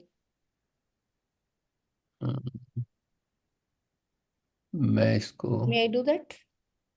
This is the problem with 48 years experience you were talking about. I asked you not to say all that. No, but your grandson is more experienced in this particular Well, field. oh, now, So it's not now I can about. see. They are sleeping actually. I could have called. Now I can see. I'm Yeah. making No, a WhatsApp call, sir. You no, can no. just. This is fine. This is fine. Now I am able to see. Okay, okay, fine, sir sir. वैसे आप हमको दिख रहे थे बिल्कुल normal जैसे पहले दिख रहे थे तो अच्छा, चलो, चलो. Now I'm fine. Yeah. Now I can see you. Yeah. Okay. Go ahead. Ask your question now, please. Repeat it. Sir मैंने एक ये पूछा था that whatever changes you said that we have to change the modified there has to be modified curriculum and we have to adopt the emerging technology तो sir वो जो NEP के में जो चेंजेस हो ही रहे हैं तो हम लोग एज सच अपने एंड पे क्या क्या चेंजेस करें ताकि हम इसमें हेल्प कर सकें इस मिशन में देखिए, I mean, one of the commitments that all of us have in higher education sector is that we have the responsibility of preparing children for tomorrow's world. So one of the responsibilities for the leaders in higher education is to envision what kind of jobs would be emerging in 5 years from hence or 10 years from hence. I interacted with one of the groups here in Stanford University, actually, which is preparing the curriculum that they are envisioning in 20 years from hence, actually. So I asked this question to one of the professors that how can you visualize the shape of the world in 20 years from hence? And his answer was that if we are envisioning that what kind of jobs would be required. And accordingly, we are developing the curriculum. And if we succeed 25% in doing so, we would consider it a great achievement. And he said that is what is needed actually. So depending upon your own requirements as a nation state, and leading institutions are not the national institutions actually. As I often say about a research university, that research university cannot be a national university. It has to be a global university because it has to think about the future of the world.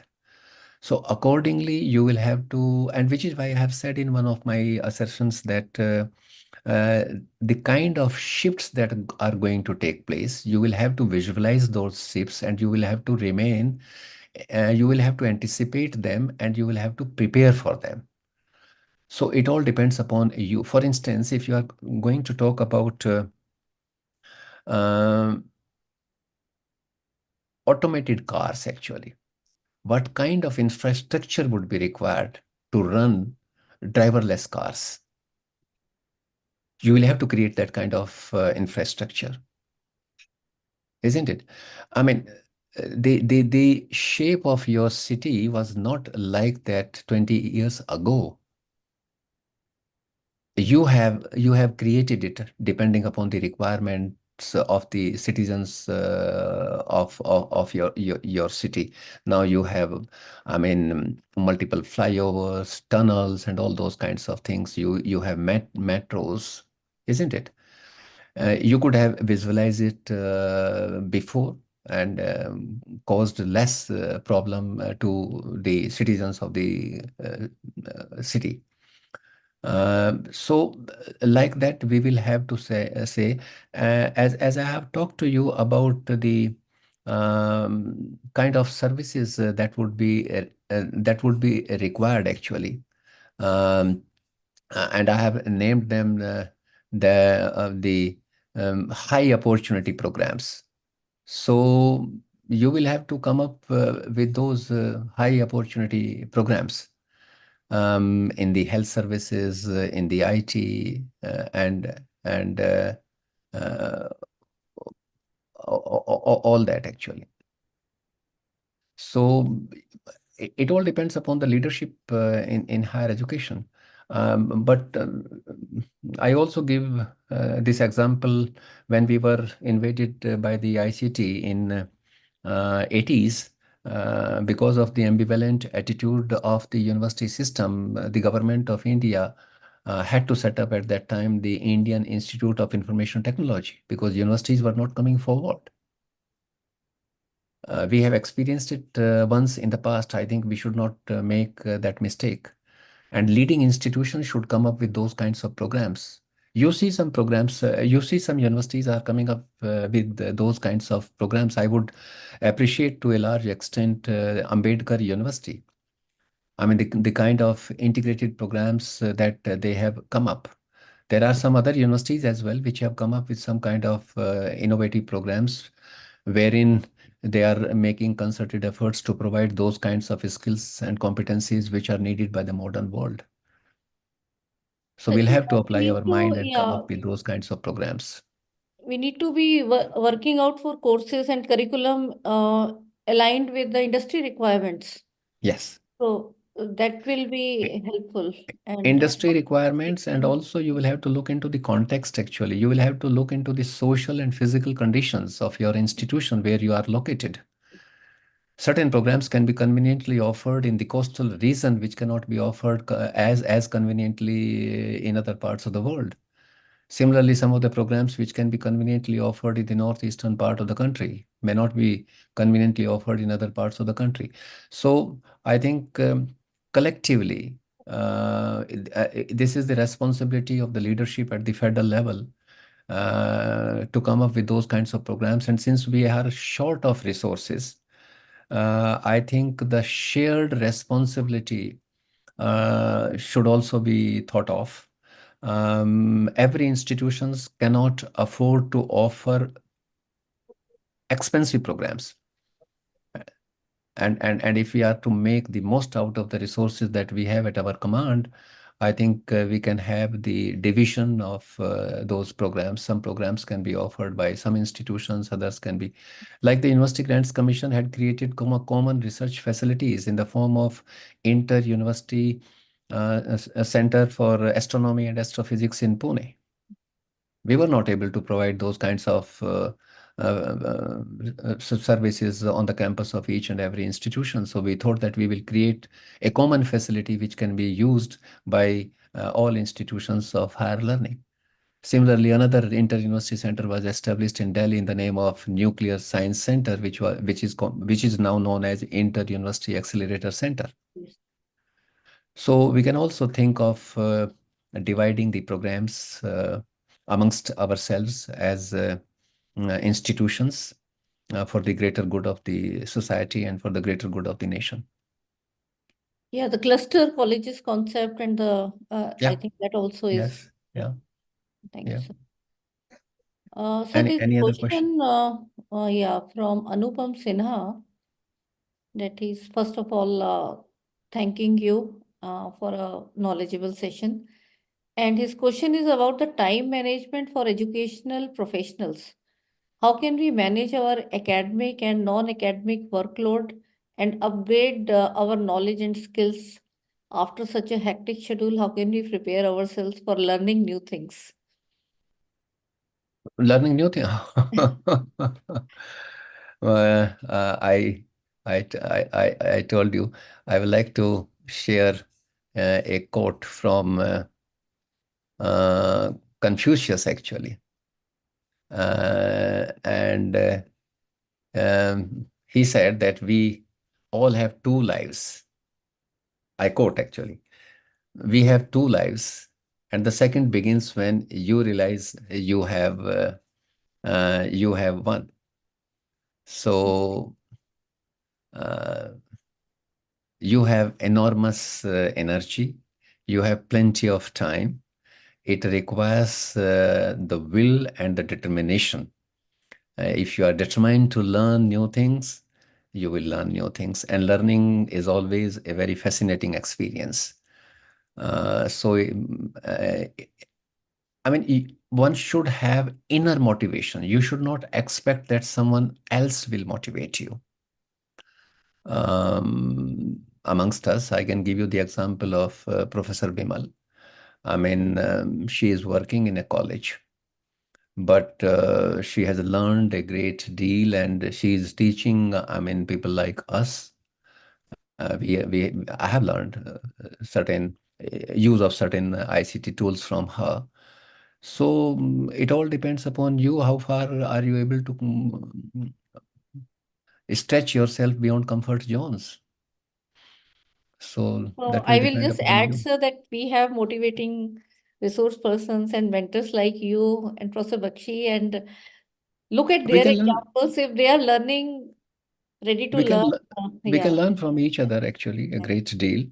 And time is not a constant actually. I mean, time can be constant if you do not wake up early morning at 5 o'clock and you keep sleeping until 8 o'clock or 9 o'clock, and you like to have tea also in your bed and breakfast also in your bed.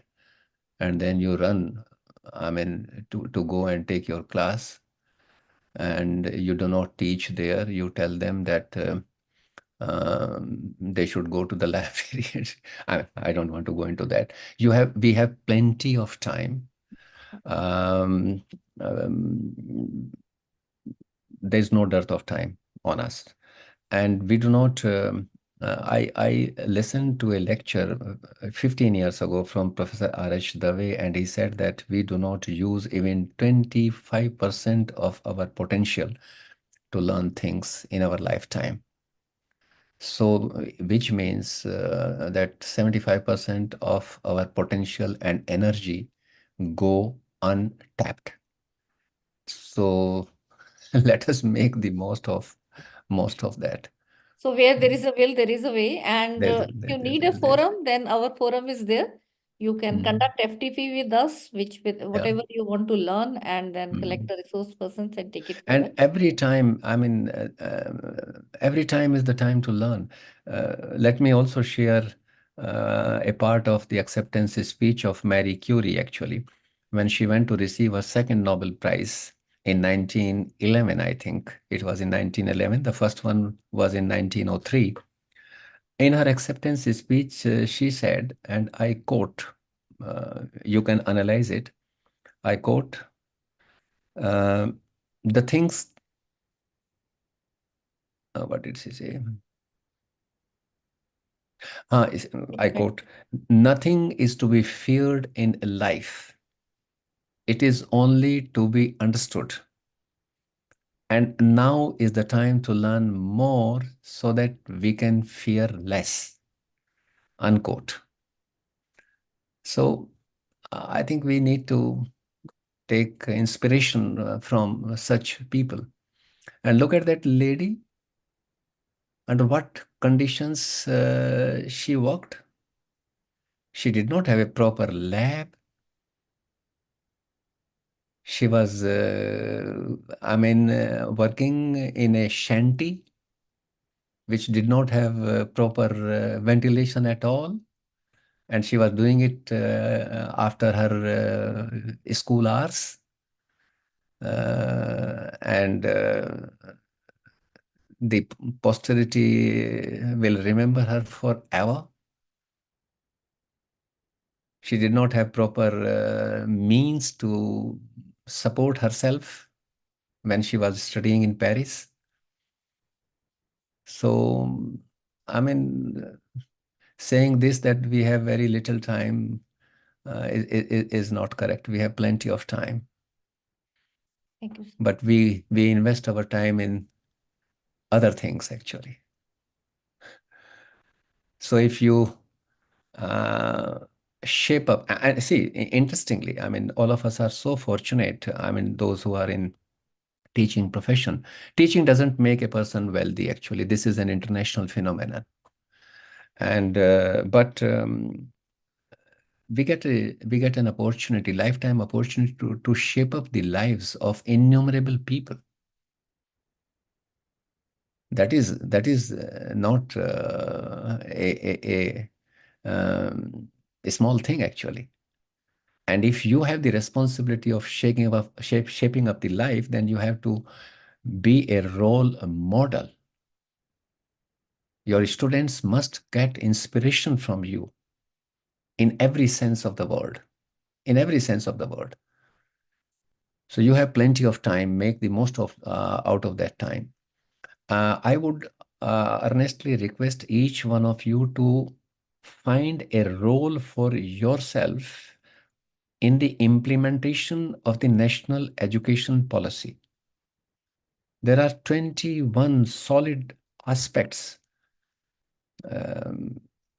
which I did not reflect upon, though, but you can pick up one of the aspects, one of the areas, and you can identify a role for yourself.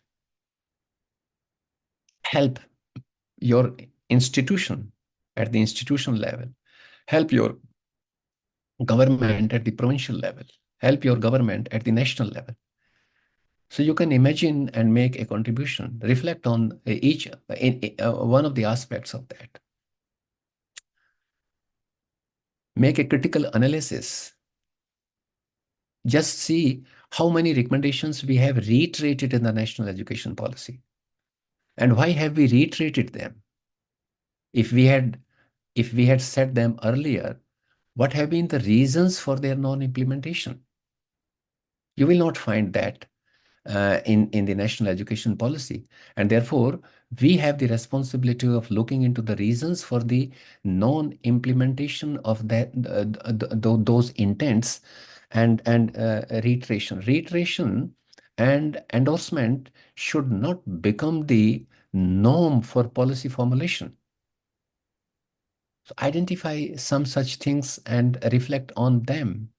Write articles in the journals, write articles in the newspapers, build up an opinion. Put pressure on the state government and the central government to allocate more resources. Convince them through logical arguments. Tell the people of the country that how the higher education is shaping up all over the world, and how are we going to be left behind if we do not put higher education on the priority agenda. Those kinds of things. So you can find a role for yourself and make a significant contribution. Thank you, sir. I think we have a Any hand question? raised. Can Any you please unmute and ask the question? Someone who has logged in with his phone number, 869-199. Can you unmute? You are not going to get the ideal situation, actually. You will not have sufficient resources. You will not have sufficient time. You will have to do within the constraints that you have around you. You can take a small step and make a contribution. Hello, sir. Good evening. Good evening. Good evening. Sir, I had a lot many things to take from this session, and I really was looking forward to have a session like this. So I really appreciate that how we are going to meet the global trend.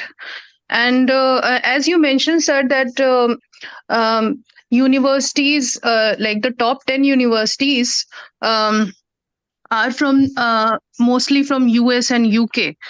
Right. Correct. So in what way, sir, we can enhance our capacities and capabilities to have such global universities? And if not, that incorporate humanities as well, because I am from Delhi University and we are mostly humanities based colleges. So how to enhance our capability, especially I am from a philosophy discipline. So what is the importance of such subject, and how to make it useful and to bring it on the universal platform? So that's the See, I have said that I have talked about it that we are having this mad race of between education and technology. And while technology is important for us, but we should not undermine the significance of humanities and social sciences. And if we are going to do that, we would become a very weak society. All domains of knowledge are equally important. If technology is important, if exact science is important, so is the language, and so is the humanities, and so are the social sciences. And therefore, we need to strike a balance. In fact, this is a challenge before us. We should not undermine the values. We should not relegate these disciplines in the background. And I'll give you the example. When we had established the IITs in mid 50s and early 60s, those 5 IITs, we did not have the Department of Humanities and Social Sciences in IITs. But no sooner had we established these institutions, premier institutions, then we realized that we have made a mistakes. What are we going to do with these engineers if they do not understand the structure of the society, if they do not understand the values of the society, and if they do not understand the value of a language? And then Department of Humanities and Social Sciences were established. So one thing that I would like to say is that we need to strike a balance between exact sciences, ICT, and humanities and social sciences. Okay, this is one thing. The second thing is we have a problem that we have the largest system of higher education in the world in terms of number of institutions. We cannot have all the institutions of higher learning um, in the category of knowledge system. Some of them will remain in the category of learning system. Knowledge can be created in certain institutions.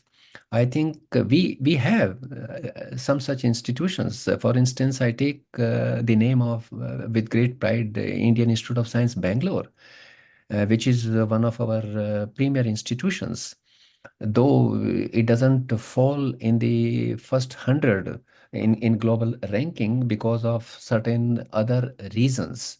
We do not have international faculty, we do not have international students, we have reservation, we are not totally driven by meritocracy because of certain rules and regulations. But we are a very premier institution in the name of Indian Institute of Science, Bangalore. I think we need to have many more institutions like that. And having regard to the limited resources that we have, I think we need to invest in some institutions which have the potential of creating new knowledge. I mean, even in the United States of America, every institution is not of world-class standard. It cannot happen in any educational situation. You will always have some institutions which will be outstanding, which will be average, and which will be below average. Within an institution, you will have, for instance, in your own university, you have some colleges which are outstanding colleges, some average colleges, and some below average colleges. So this is an educational situation everywhere in the world. But a beginning must be made. A beginning was made by the University Grants Commission when they started financing certain universities, and by identifying the potential. A scheme was launched in the name of Universities with Potential for Excellence. And in the first phase, 5 institutions were identified: University of Hyderabad, Central University, Hyderabad, Jawaharlal Nehru University, Jadavpur University, Nehu University, and Pune University. And they were provided additional financial assistance to the order of 75 crore per annum, which was subsequently increased to 100 crores. I think we need to make greater investment in some institutions. We cannot invest everywhere, but we can do it gradually. And this is how we can compete with the best of the institutions of the world in a gradual manner and in a phased manner, actually. So let me say once again that I am of the opinion that humanities and social sciences are as important as inexact sciences, and we should never ever undermine their value, and we should never ever allow them to get relegated to the background. Thank you, Thank you sir. so much, sir. Yeah, and Welcome. please, you rename yourself, not with the phone, but your exact name. I'm Dr. Sabha Parveen from Kamla Nehru College. You can Okay. rename in the Zoom. Otherwise, no, attendance will not Okay, be sure. fine. Thank you so much, ma'am. Okay, please. So, thank you so much, sir. I think we close for the day now. And Okay. Sarita, would like to add before thing? I think you're on mute, Sarita. I think, sir, as sir said, and I asked, and then sir gave us the way forward, how to modify our teaching strategies, various courses that we could include, tie up with the industry. I think that is the way forward. And in whatever we can do at our level, I think we should try and get those collaborations in whatever way we can. And I think in any case, the NEP has a lot of scope for modification. So I think we should ourselves also undergo that transformation and move forward. Thank you for your words. And so I think there's so much under the ambit of NEP that we all have to be prepared and look for the changes which we can provide as good solution for our students. And this is first day and more sessions are in line, and gradually I think we all will be interacting. I'll request all the participants to be interactive, at least write the questions, start thinking, start asking questions. I think that is where the we will be able to identify what problems are there and then try looking for the solution. So with these words, thank you so much, sir, for giving this Well, Thank overview. you, sir. Yeah. And you're Thank welcome. you so much, sir. Welcome. we look forward for more sessions from you in the coming days in this batch. And for participants, I think I'll just say, and with all my team, so have a good evening further, whatever is left, and enjoy good dinner with your family and friends wherever you are. And tomorrow again, we will be meeting at 5 p.m. But in between, in your morning time, when you are in your institution, give your best to the institution and with a smile in your on your face, in your class and everywhere. So with these words, thank you so much. Good night and namaskar. Thank you. Thanks to my entire team. Thank you. So you can post smileys and go with a happy face, all of you. Bye. See you tomorrow.